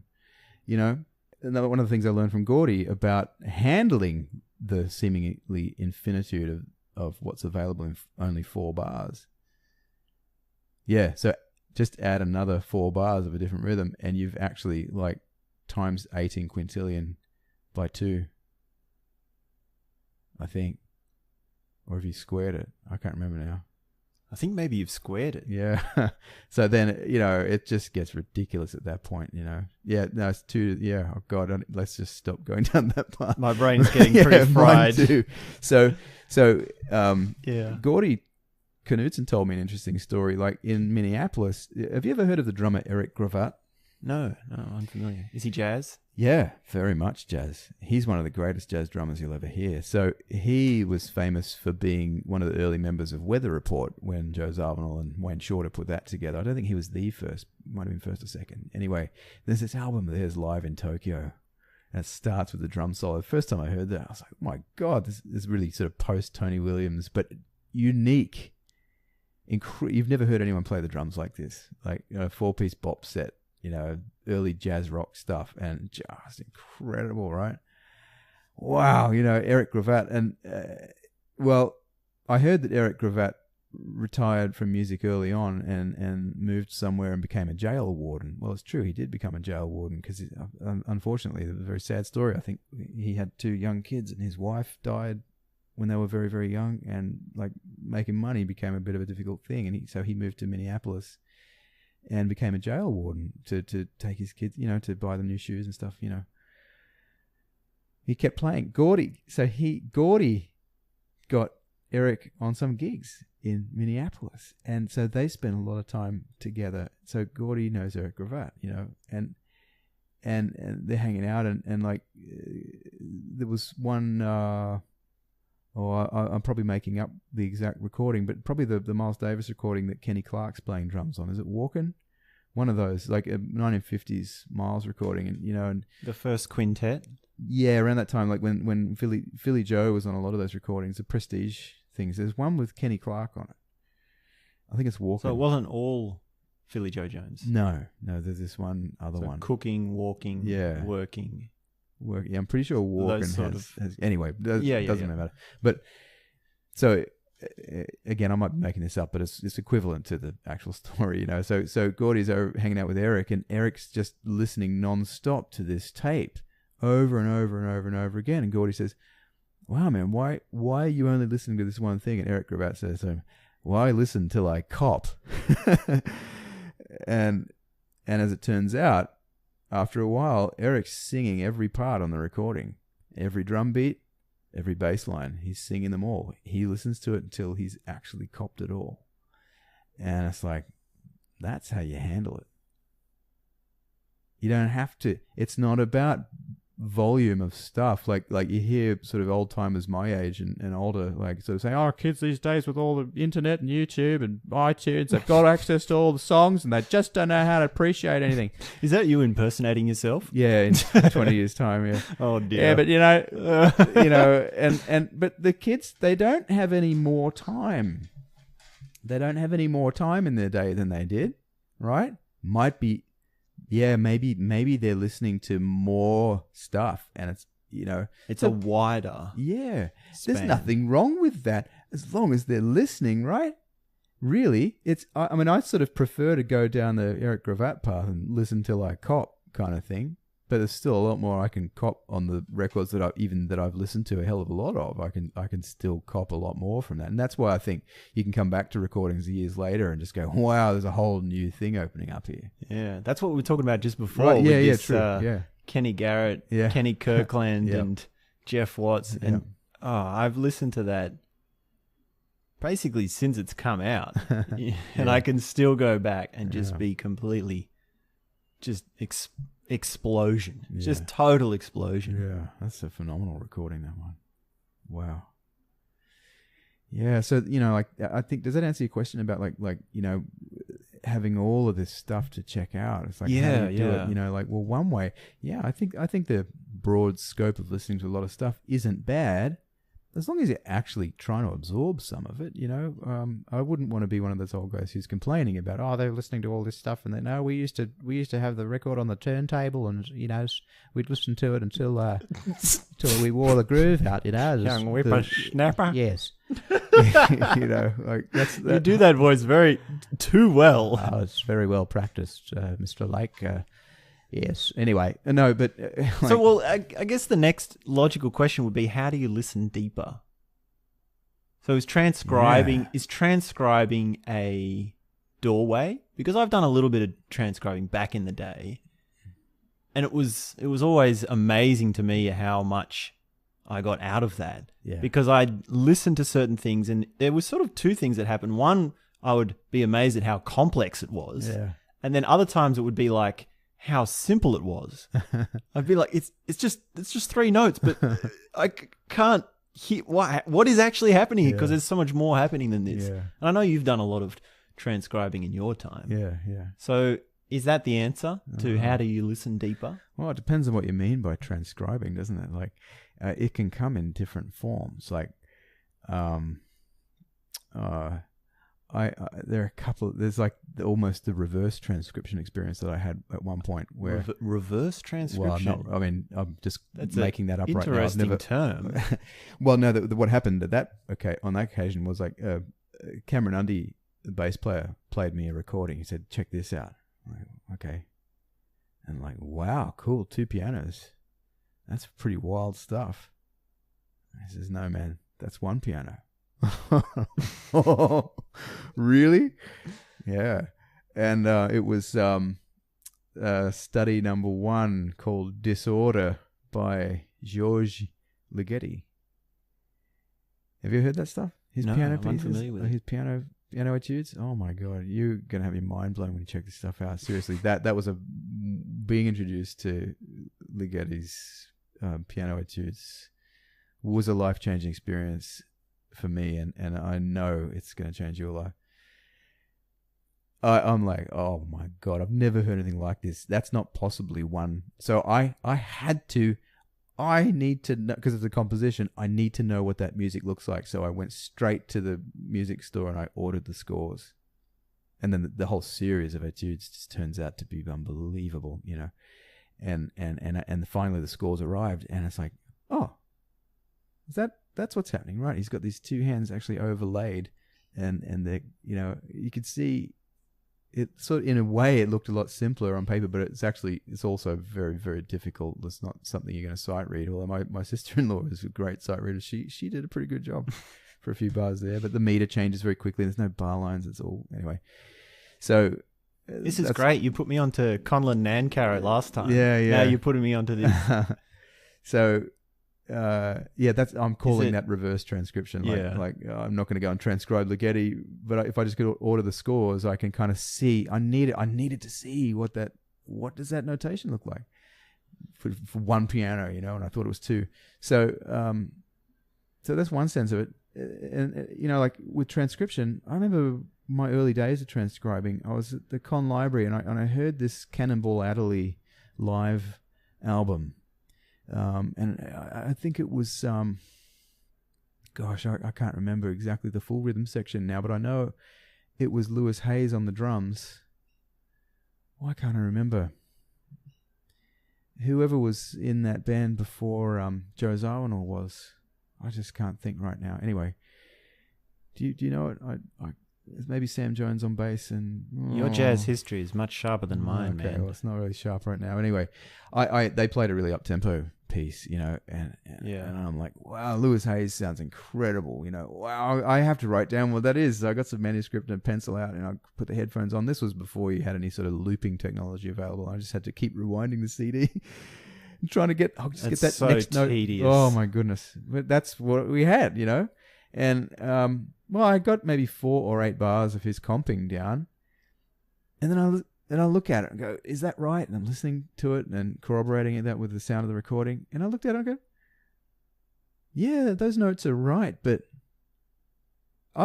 again, like with the recordings, I haven't captured the essence of the propulsion of his time feel in what I've written here. I could say, use some Italian term, con rigo. I don't even know what those things mean. I'm not a classical player, but like you could use, some really elaborate Italian terminology to sort of incite some percussionists to maybe play like that, but they're not even going to do it, So I came into two minds about transcribing at that point. I thought, well, okay, yeah, I can't capture the essence of it, but I can capture the mechanics of it. So it's good comping rhythmic ideas, but you've got to understand you're not capturing the essence. But more recently, though, for transcribing, I haven't been writing anything down. I've actually been doing what I call live transcribing, live transcription, where there might be some figure that I really want to learn, or groove, or whatever. I put it into my looping software, and I chop it up into small loops, and I'm at my drums with my headphones on, and I learn it through playing it and listening, playing along with it, right? Because when I did my thesis, like it didn't matter that I could play the stuff or not. It just was about the notes on, like, the black and white ink on. For the purposes of submitting your thesis. Yeah. It did not matter at all whether I was a drummer. Well, it did. I mean, for me, it mattered that I had a drummer's insight into listening to the drums. But yeah, there was no performance aspect to it. So I dabbled with a few of Tony Williams' figures that I transcribed for the thesis at the time, but I didn't really learn them. It was just like such hard work just writing all of that stuff down. I just didn't have time, But yeah, coming out of that, I realized, with these things that I really want to learn, you got to remember with music that the notation came after the fact. The sound was always there first, And when you watch kids learn how to speak, you're in kindergarten before you learn to read and write, yet you can already speak in full sentences and understand grammar and everything like that. So you got to steep yourself in the sound, just like when you're listening to mum and dad learning to speak when you're a baby, Then the notation comes later. So I sort of model my learning like that. Like I can play the whole thing, and if I want to write it out, I'll write it out by memory. I'm not going to write it out and then learn what I wrote. That's putting the cart before the horse, as far as I'm concerned these days. So do you learn small figures or entire songs more generally? I learn the things that I like the sound of. So there'd be a particular part or a lick. Yeah. Or a feel? Yeah, feel. Like I always love this groove that Andrew Gander plays across a whole bunch of recordings. I've joked with him about it, calling it that Sydney beat. There's a reason for that, which I won't go into. But yeah, he's got this lovely sort of, it's like an up-tempo jazz feel. It's almost got a backbeat, like it's a halftime 16th note kind of feeling,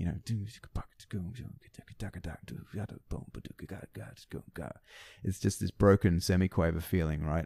And he's got this wonderful way of just keeping it bubbling along, that's unique to him. There's the slightest swing to it. It's beautiful.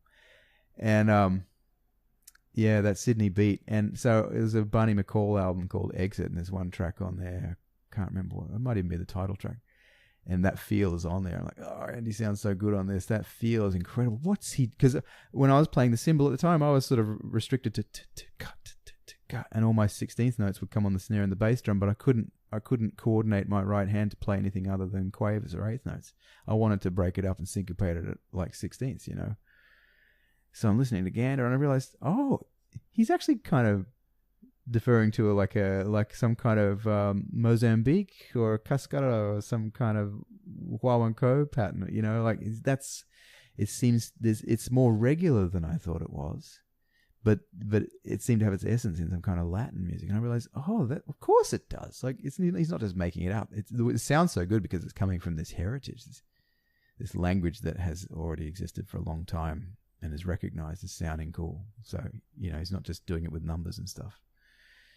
So yeah, there was like, I transcribed maybe, 8 or 16 bars before I started to recognize the pattern. He strays from it occasionally, but this is pretty much intact. So I realized, okay, if I make that my staple and I stray from it sometimes too, then that's my version of that Sydney beat.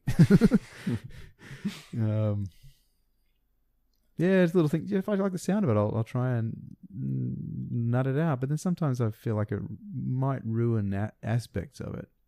So there's a Radiohead song actually that was on, I don't know, it was a hit about 2000, 2001 that it's got all this changing meter. It's regular in some way. And it was a big hit. And I've forbidden myself to work out what that is. And my flatmate at the time worked it out. To keep the magic? Yeah. Yeah, I don't want to know what it is because it sounds new. I hear it. I bought that album. I'm like, yeah, I want to hear this. And yeah, I love this limping kind of, falling over itself kind of feeling. It just keeps, the beat just goes and you're like, wow, I'm surprised again. But if I knew what it was, the surprise element would be gone. So there's times when you want to work it out and there are other times when you want to just leave it and just enjoy the beauty of what it is, So yeah, transcribing can help like the learning process for sure. I think, and I try to expose my students to what sounds good. I keep all these playlists on my YouTube channel. Like if I hear some great drumming, I'll if I don't have the drummer, like I list them in like according to the name of the drummer who's on that.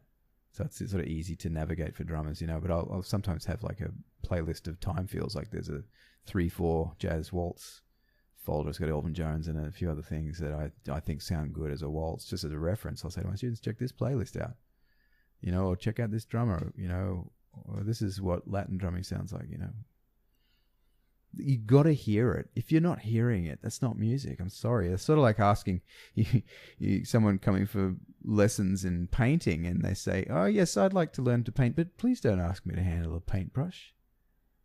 What are you doing? You've got to be kidding me. But people do it in music. It's incredible. Actually, there was something else I wanted to ask you. Yeah.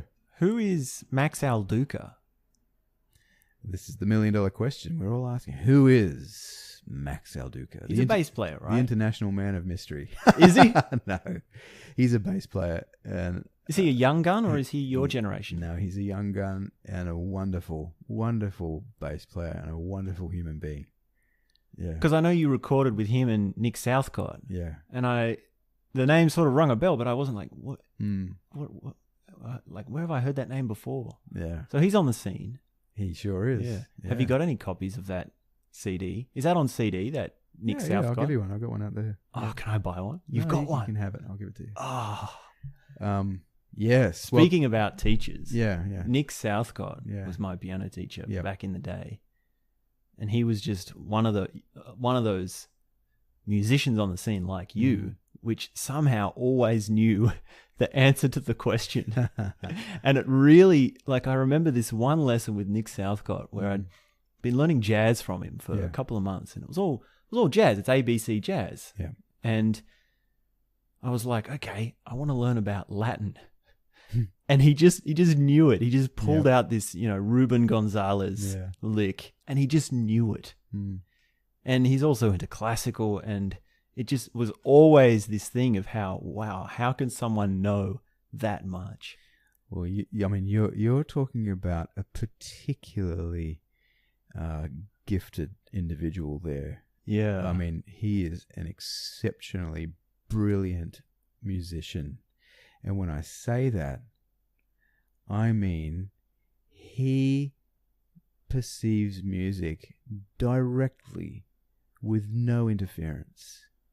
He hears rich chords. I don't think he has perfect pitch, but that doesn't matter.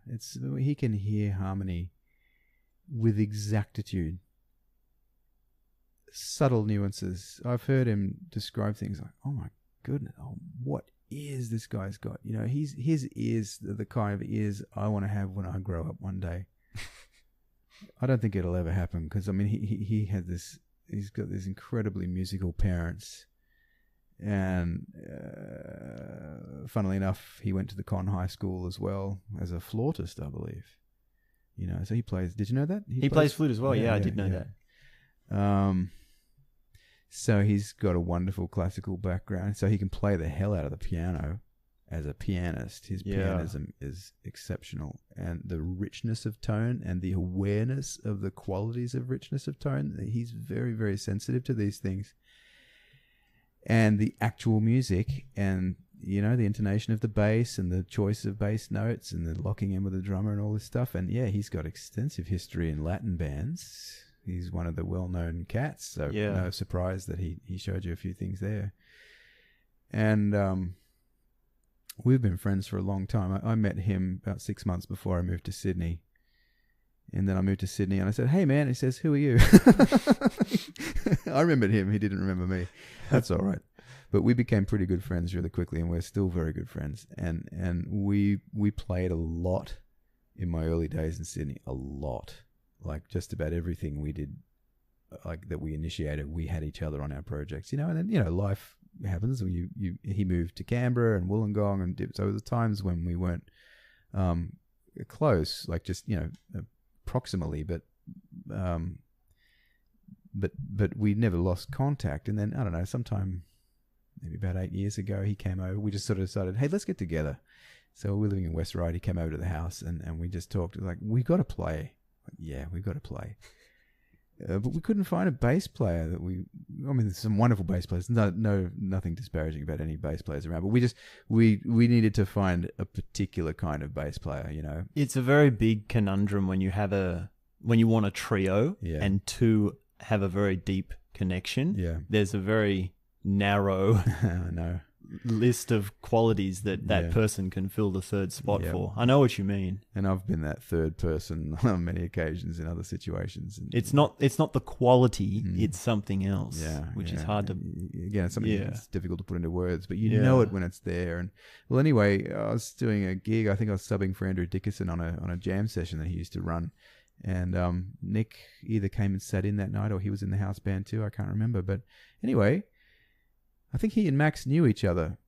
I hadn't met Max before, but Max was there, and he got up and played. We played as a trio, and Nick and I are like, oh, that's it. That's it. That's it. We found our guy. So we got together really quickly after that and started. Nick got inspired to write a whole bunch of music. He's a brilliant composer, man. You'll hear it on the CD. Like, are there swing beats on it? Or is it more modern? Fusion. No, it's more textural. Like there's a quasi up-tempo swing, sort of post-Ornette kind of Lonely Woman kind of vibe. That's as close as we get, I think, to any kind of swing feel. No, it's more, dare I say, ECM. I know the style. Yeah. Aaron Parks. Yeah, I don't even know his music terribly much, but just etheric, open. Yeah. Explorative. And we were very lucky. Nick put in an application for a competition at the Cranbrook School, and they've got this incredible budget. They've got $15,000 microphones and stuff in their music department, So they put on a competition to attract people to their studio. There was a friend of ours who happened to be working there as well, who let us know about the competition, and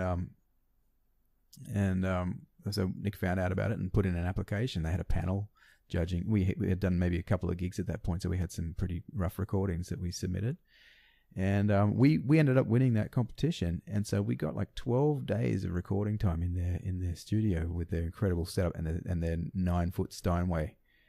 So this is the album. Yeah, this is what turned out. And they released the album for us. Wow. So we were very, very lucky to have Roger, the engineer, or he's engineered with his students. It was like an experience for the Cranbrook students as well to sort of take part in this project, to learn about engineering and how things take place in a recording studio. And but you can't deny Roger's influence on the mic setup and the choice of everything and the way the whole thing ran. He's not there anymore, but very, very influential cat. We were very, very proud of that. We experimented, actually. I was experimenting with the setup because we only had one room to record in, so we had to, it had to be done very, very particularly and mixed in a very particular way because it could be disastrous if it's done wrong. Well, the experiment worked. I'm really proud of that album. Which is a rarity, I'll give that to anybody in the world and say you've done so many albums by now. Me. Oh, it's close to 40, which by some standards is nothing, but for me it's a lot. And this is one that would definitely be in my top 1, 2, 3, 4, 5. I don't know, I can't wait to hear it, man. Oh man, I'll give you a copy. Yeah, Nick really shines on it as a pianist, as a composer, as an improviser, as an artist, as a, just a human being. And Max too. I think there's a real chemistry in that trio. We became very tight, and we haven't played. It's hard to organize gigs. Nick and I both have families now, and we'll keep going. Yeah. Can you also do an album of standards, please? Just like the old classics. Yeah. Do some standards. I guess we could if we can sort of arrange or even to just get in the studio again. Just play them and I'll come and listen. Yeah, well, that's an interesting thing. I mean, there's a time and a place when playing standards is just the perfect thing to do. Yeah. And I can have a lot of fun on some wedding gig just playing standards, or on a Sunday. I'm a sucker for standards, man. Yeah, me too. I think you're a man after my own heart in that sense. I did a Sunday afternoon gig in a pub, Blues Point Hotel, with Joe Fabro last weekend, and I was just getting my drums out of the car, and I thought, I've got a real soft spot for these Sydney pub Sunday afternoon jazz gigs with a great singer like Joe. And you can play standards on those gigs and just have a blast. That's probably, if I have a specialty, that's one of my specialties, is that I know a lot of tunes. I mean, I'm a drummer. I mean, I know the form and melody of a lot of tunes that I can kind of play. Yeah, you really know them. Not just playing the time. Well, hopefully, as well as I can on the drums. So I can't play them on the piano, but I'm not a pianist. So, but I really love that stuff. It outside of those contexts, it has to be a very special reason to call standards, and sometimes it's an epic failure. I feel the weight of the world on my shoulders when I'm in a performance, like a proper concert venue type situation where it's standards. I feel the weight of the world on my shoulders because I'm not an American, and I'm not. It's such a big history. Yeah, and look, I'm just a dabbler, really. As much as I love it, I'd much rather play original music. I really would. Not as a way out of playing standards, but I think, yeah. I don't know. It's good. For years there, people would say, "Oh, are you doing covers gigs?" And I say, "No, I don't do covers gigs. I've done a handful of them since I've been in Sydney, but it's not something I tend to do. I did a lot more covers gigs when I was in Tamworth. Well, I guess a covers gig is defined by, they used to call it top 40 music. Just all the pop hits that are happening and that people recognize. That's a covers band. But I realized, playing in bands that play jazz standards, I've done a hell of a lot of covers gigs because playing all the standards, it's all covers, but it's the jazz equivalent. So yeah, I've done a ton of covers gigs, but in the jazz context, I guess I don't rock as hard as people wish drums could rock. I think I rock when I get a chance to rock. I really I love it, and I take pride in rocking, but I don't know. I don't have a great deal of experience in it, so maybe I don't rock as hard as I like to think I do, but yeah, it's all music to me. I guess there's a context matters. If you're going to play standards at the pub as a performance, that's very different to saying, okay, now we're going to record something, release it on a label, tour it and promote it. Yeah. You wouldn't really want to do that with standards unless really, if you're Keith Jarrett and you're a jazz icon and you really are that thing, then that's a different story. Yeah. And I mean, those guys grew up playing standards. I mean, it's funny, like I mentioned Joe Fabro before, I've done that gig and a whole bunch of other sort of pub gigs with her as well. And she's just fantastic to work for. I love her so much. She's really, really cool. Great singer and just a cool person. And she gets it. She knows how it works, But she did get a gig at Foundry 616 late last year, and she used the band that did the Sunday afternoon gig. And this is a performance venue, dedicated. And all of a sudden, there's all these charts of the same tunes that we've been playing, and I've been playing without charts, in the pub, carefree. And now there's these charts up on the stand. I'm nervous. So oh God, I want to get this right. And so the arrangements were more. They were the same, specific, essentially, but it was let's actually do the arrangement, where the drummer's just not flying blind and just sort of catching stuff as it goes by. You know what I mean? So it was it turned into a reading job at that time, and it was just a different experience. It's that's what you're saying. Take it out of the context, put it in another context. It's different. So yeah, in the recording studio, it'll be different again, and I'll be freaking out even more. Yeah. So how do you become pitch perfect like Nick Southcott? Or deep ears like Nick Southcott? I guess we've already really covered that talking about transcribing. Yeah, it's exposure, man. Like, is it only a matter of dedication to doing the practice? you have to want to in the first place. Like I heard a great expression a while back, which was interesting. I said this to Mike Rivett once, and he really got knocked out by it. He got more out of it than I got out of it, but it still has legs. It's like, what we pay attention to, we become aware of, right? And you have to always question, what is it that's just outside of my attention? And can I expand the quality and quantity of my attention to let that in? You know, and so, you know, like, it's weird because, like, you know that there's something there that you don't know, but you recognize that you don't know it. So you try to get the tools together to let it in so that you at some point know it. And this is the thing that Ernest Holmes said. I mentioned him before. He said, we only know as much as we can prove by actual demonstration. Without demonstrating the truth of something, you don't know anything. Words are nothing. Talk about it as much as you want. If you can't do it, that's it. So Nick, he is it. He doesn't even know it. He's the real deal. He's the real deal. And, you know, like, he's not as well known as I think someone with his immense musicality could possibly be. And I kind of regret that that's the case. I mean, he's working. Don't get me wrong. Like, he seems to be happy. This is my own assessment of the situation. I think that he should be a well-known Australian jazz pianist. Yeah, and, you know, in my world, he is, and highly regarded as such. Look, and I lived with his parents, actually, when I came back from New York that first time. I didn't have anywhere to live, and I didn't have any money, and they let me stay in the house for minimal rent.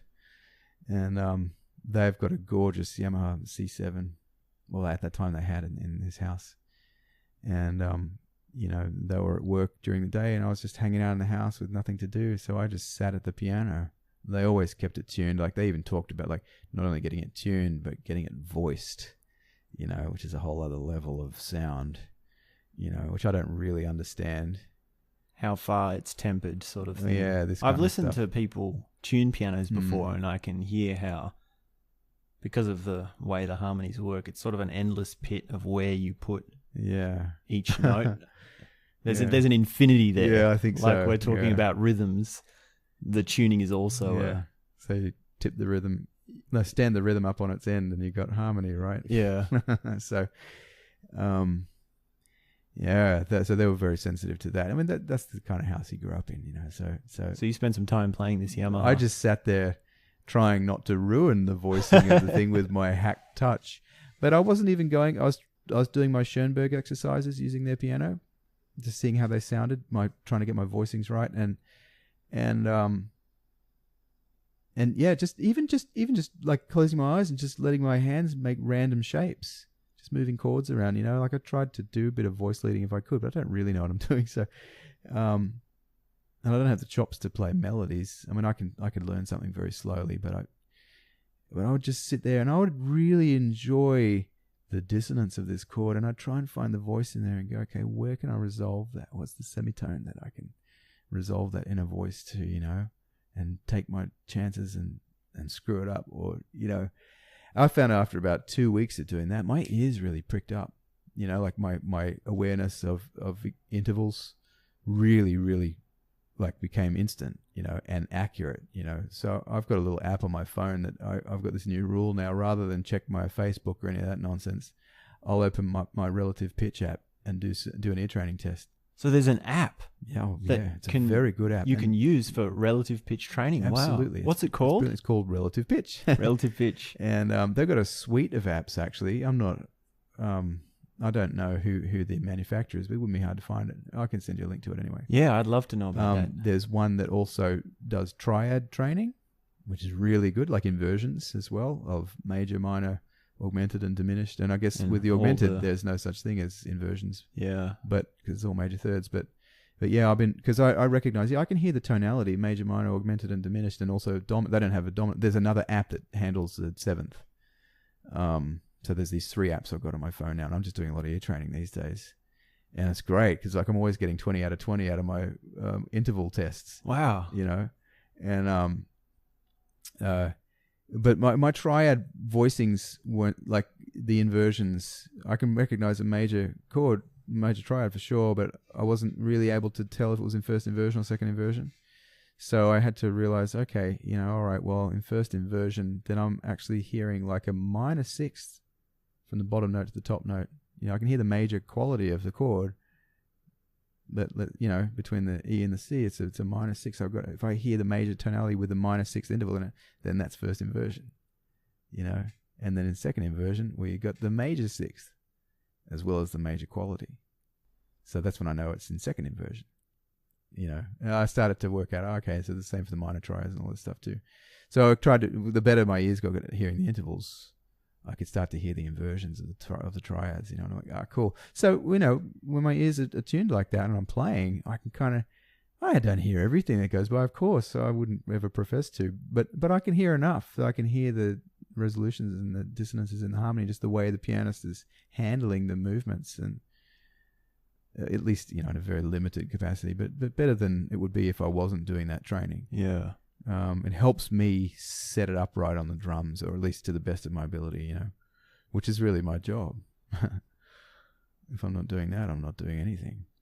So Kenny Kirkland is going at 1,000,000 miles an hour, and he's doing extensions. Oh, he's no, doing I can't handle that. triple upper structure, and it's 3 in the space of 2 beats. And yeah, no, I'm talking about yeah, triads in inversions, man. Yeah, but you hear the overall flow of where someone's going. Yeah, you can hear. You can if you do your triads practice when you're listening. Or this is what I find when listening to those 1,000,000 mile an hour hot cats, you can hear more because you can hear the different resolutions. Yeah, I guess you hear not exactly, but there's more of a detail. It's sort of like a never-ending learning how deep you can go. Yeah. And look, you know, with cats like Kenny Kirkland, I mean, he's such a complete player.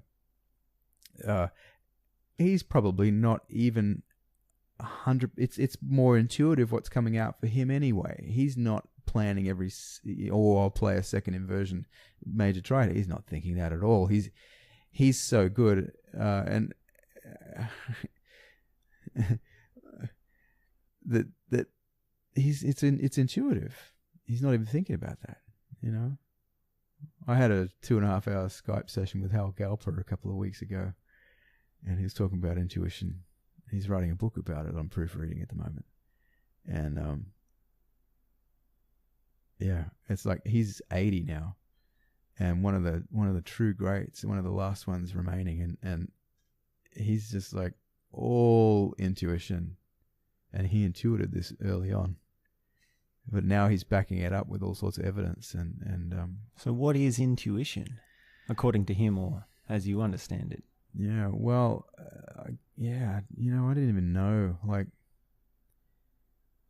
I think it's tied in with what people refer to as the zone and transcending and all of that, where you can kind of almost have an out-of-body experience. Like, it's like you are played by the music. You don't play it. It plays you. And you actually sort of standing back and just watching your hands get around the drums or on the piano keyboard, like, you know, and it's just happening. Like, you're so attuned mentally and psychically and physically and emotionally that everything's in place, and you're relaxed as well, and you don't have that ambition to sound good. You just you've done the practice. You cannot get intuitive unless you've done a hell of a lot of work on very, very, very important fundamental things. It will not happen. I can guarantee that. And yeah, I mean, I don't know. I think I've played entirely intuitively, maybe not even a handful of times my whole life. I think that Bob Berg experience was one for sure, just because it was just such a great, you had to. Then I think someone as great as that brings that out of other people. That's what's so great about them, and that's why you want to be around them, because they just inspire you, you know. And if you've done the work, you have access to those portals. Yeah. I think I don't really know other than that. certainly not a tuitive approach. You know, like the practice and the process of getting it together is very tuitive. You know, tuition. You know, like. So that's the etymology, is it? I believe of so. Intuition. Yeah, it's like it's not tuition. You know, I don't even know what tuition is really. Like to tuit, what is that? I don't even know the proper definition of that. But like tutor, tuition, intuition, they're related. I'm sure. A tutor, you know, like tutors you, takes you through the process of learning the information that's been presented. So intuition is like there's no one guiding your hand. You're not even guiding your own hand. Your hand is just free to be what it is. And that Robert Fripp essay comes back into it again, like with the use of the hands. Like you'll love it. Yeah, I don't know. Do you know? Do you know what it, like? Have you read about like what people say intuition is? Not much. No. One word that comes to mind is epiphenomenon, or like a emergent property. Right. So you need to have these certain things, these sort of like building blocks in place. Conditions. Yeah. So if you're building a house, it's made of bricks. Yeah. And so each brick would be something that you've learnt. And you need to have that many in order to have a house. Maybe that's an analogy that can help convey that. Oh, you know what you just made me think of just then? I was wondering about those bricks, and I thought, if you switch two of those bricks around, is it still the same house? but that I realized that's a very Zen question. Yeah, but that's not an original idea though. I've just realized where that comes from. There's a Stockhausen book where he talks. He was a Zen guy, I think, and there's one thing that he wrote about was like the way. Yeah, what was he talking about? Something about his composition. Like, oh no, he was talking about aleatoric music. Aleatoric music. Yeah. I've never heard that term before. So that's music where there's a piece on the Trioflight album that's aleatoric. The second piece, it says that I composed it, but I composed the form of it, and the rest of it took care of itself. The Nick Southcott, Max Al Duca trio. Yeah. The piece is called Three Fall, and that's an aleatoric piece. Now, aleatory is, I'm not sure if Stockhausen coined the phrase or if he was sort of tapping into something that was already in existence, but you have a certain set of directions for the performer or performers, but they have a degree of choice with how they're going to interpret that set of directions. Like they have to be literal about it, but like there might be a different order in which they go. Like it's really up for grabs the way the aleatory is interpreted. But this is what the bricks in the house. This is Stockhausen's best way of characterizing it was to say, okay, imagine a tree, right? A big bushy tree with lots of green leaves, right? Can you picture it? Yeah. Take every single leaf on that tree and replace it in a different place. Now you have the same yet different tree, or different yet the same tree.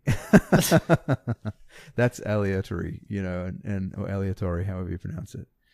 And so musically, yeah. So for this piece on this album, like there's a set of characteristics, but the guys make choices, and it's wildly different every time. The one we captured on the album is my favorite I've done it with lots of different bands, and that's by far the best one I've ever played. Just because of the way the choices they made were just really synergistic, and it was wonderful. Yeah. Sounds like a pretty fresh way to compose. Yeah, well, there's not much to it compositionally. I mean, at least in the way that I did it, you could be a lot more involved than the way I was with that piece. But yeah, it's cool. I like it when it's like that. Like no one knows what anyone else is doing. That's the key element of what I wanted to get happening on that piece, and they're not really allowed to react in a way that they would if they knew what the other player was doing. They just have to kind of keep going. And let. I think a big part of intuition is letting. Cameron Undy always says he threatens to write a self-help book called "Let Go and Win." Sounds great, man. I hope he does it. I would like that book. I would probably read that sort of book. Yeah, me too. He's a master of intuition, I think, and he really knows how to let go.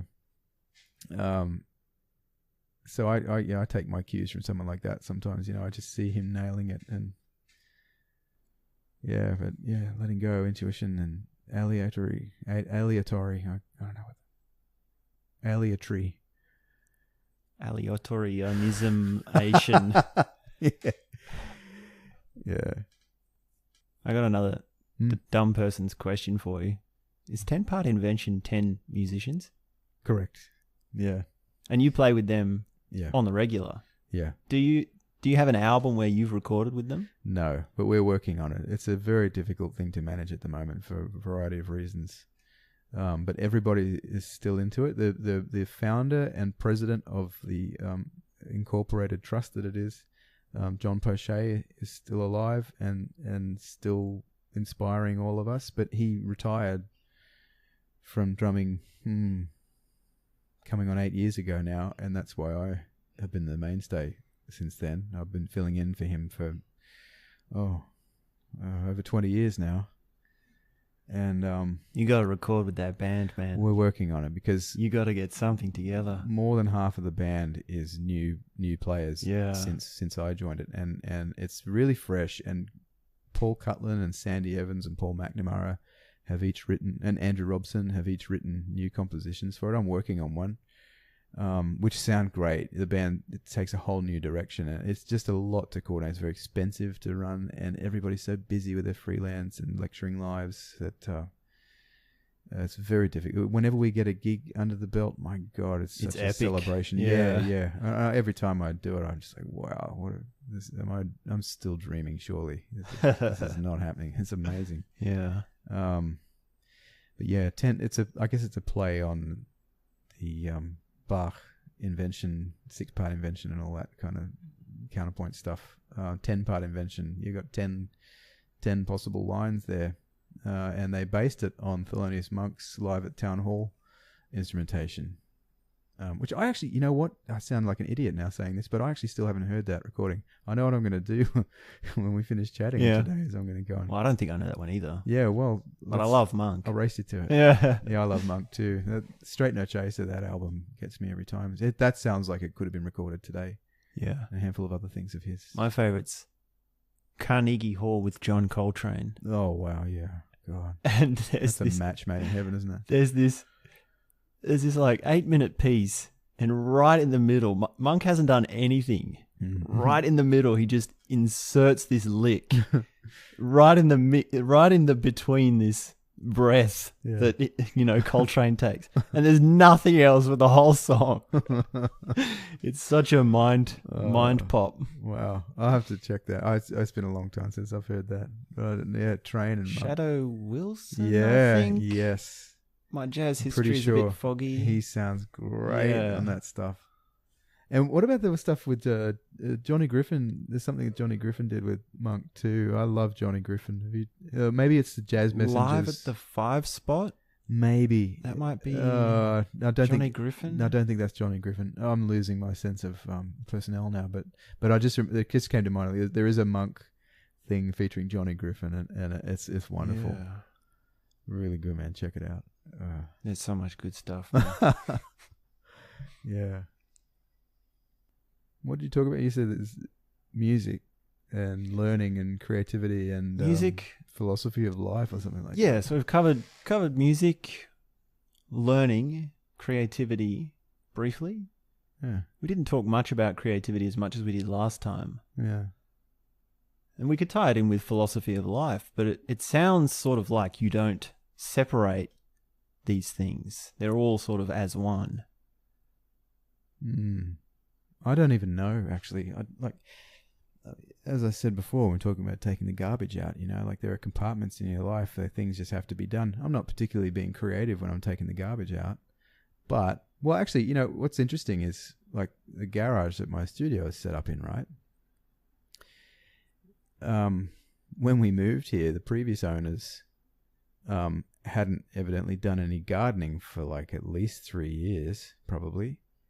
And my wife loves gardening, and I kind of help out a bit. I'm not really the gardener, but I'll do the lawn and stuff.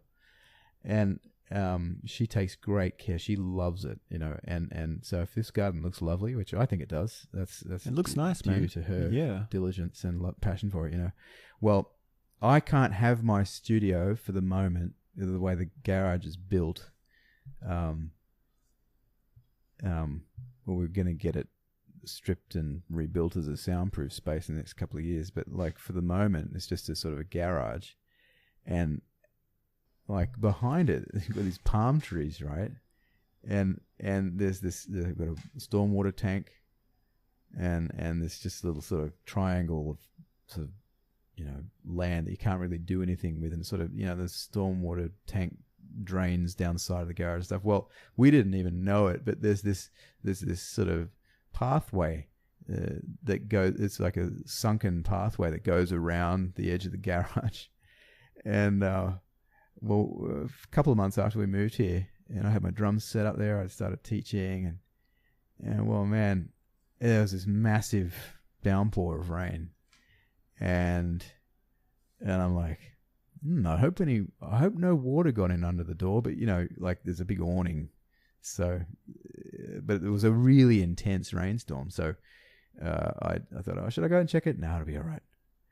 Well, I went out there the next morning to grab my bag to go teaching, and it was flooded. Totally flooded. Totally flooded. Oh, no. The carpets under the drums were drenched. Carpet is Fortunately, the worst. my drums were on the carpet, and actually nothing got ruined. Thank goodness. But I freaked out. I'm like, oh my God, it's flooded. What are we going to do? And how did that happen? Because it was a really intense rainstorm.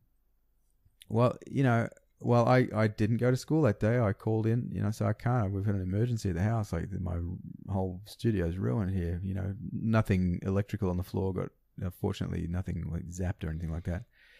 But so I went out the back there with a shovel, and I'm like, well, okay, I'm going to just start digging away. Man, it was like, I don't know how much is that? Like more than a foot. That's 2 feet. Yeah. Maybe more, like 3 feet. 3 feet worth of gunk and dirt and crap that had built up from this palm tree that just keeps dropping these balls like twice a year, and like and just unkempt garden had built up around the perimeter, so that actually the stormwater tank had overflowed and was like the overflow went into that pile of junk that was around the wall, and it seeped in through the walls. Oh no. Seeped in. I didn't even know that it was so built up when we moved. It was like, God. So I spent the next, like, God, I don't know how many days, 2 or 3 days with a shovel clearing that space. I've never worked so hard in my life. So there's one aspect that I've learned from that is that I can't have my creative space without tending to the garden. It's a system that includes the garden.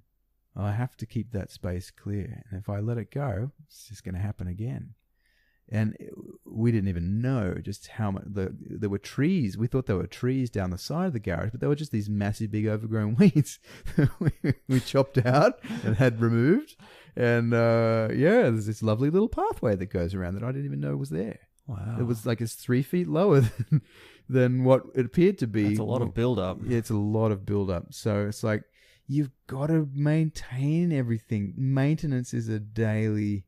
You know, like you got to clean the dishes, you got to clean the sink, you got to clean the floors, you got to clean your clothes, you got to dry them, you got to fold them, you got to wear them and do the whole thing again. That is a part of life that everybody has to deal with. Elvin Jones had to clean his undies. You know? Does Cameron Undy have to clean his undies? Oh, Sorry. Cheap I had there. to say it. Yeah. You know, like we're human beings on this big ball of dirt, you know, shit gets dirty. You got to clean it. If you don't clean it, no one, you know, can you stand to live in your own filth? I can't. So, you know, I have to maintain the garden. So the creative thing, maybe it is interwoven in my life, but I just see it, okay, I've got to keep the garden clean, stop my studio flooding. That's the utility of it. My wife has other reasons for wanting to, you know, she wants it to look nice. And it does. And we, you know, so, yeah, there's a certain degree of creativity in that, like just watching, knowing the season of when things grow, when's a good time to water them, fertilize and all that. I'm learning that as I go. I don't know. She knows that I just do what I'm told when it comes to that. But that's, there's definitely a degree of creativity in maintaining a household. That's for sure. And you've got to stay on top of it. I think I don't have the creative space in my mind. Like I can't sit down and be free thinking if I've got like, oh God, I've got to clean the pots and pans, cook breakfast, dinner, whatever. Like, if they're sitting out there on the bench, I'm just like, I'm thinking about it. I know they're there. I'm like, I'm going to clean that, and then I'm going to go and be creative. So I get my stuff out of the way. It's like sort of like an availability. You're making yourself available because you don't have other obligations. Yeah, I want to minimize that. So for me, it's a routine. It's almost a ritual. I think of it ritualistically just to help it tie into being part of the creativity. It's not separate to it. Living your life is, enabling the creative act, I guess. Anyway, yeah. So then, what next? What to do?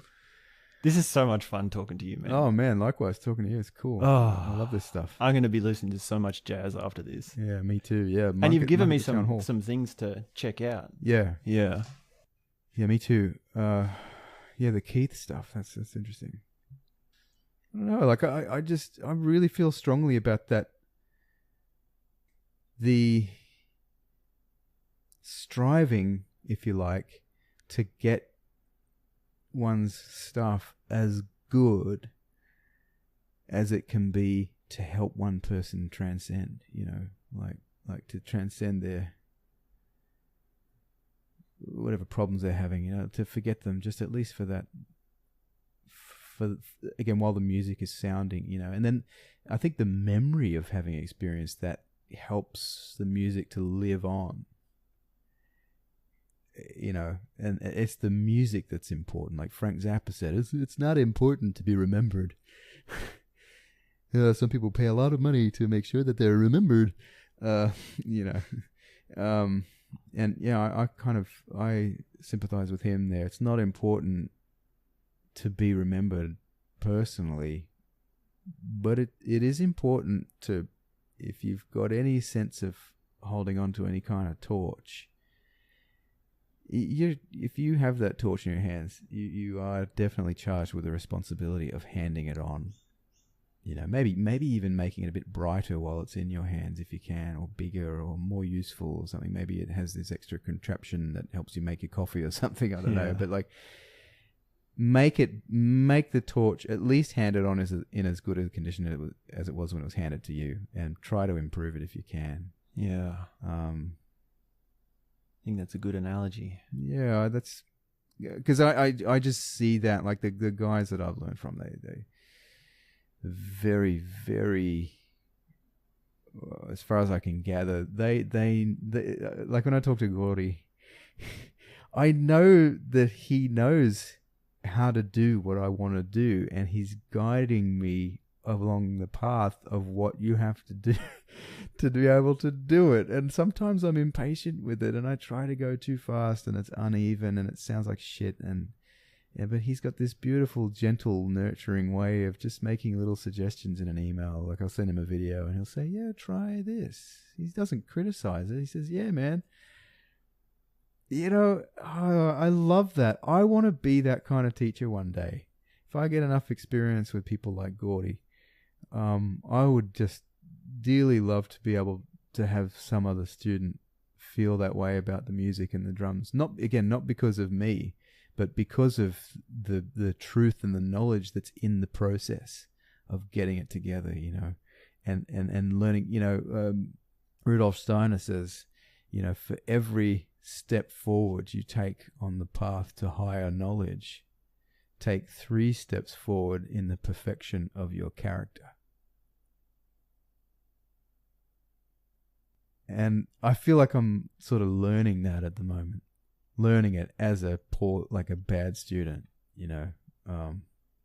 like sort of being forced to learn it. Gordy's not forcing me to, like, I'm having to face the fact that I have to improve my character and have patience and fortitude and all these other properties that go into actually what you need to master that thing that you have the rage to master. You're much too humble, man. Oh, not at all.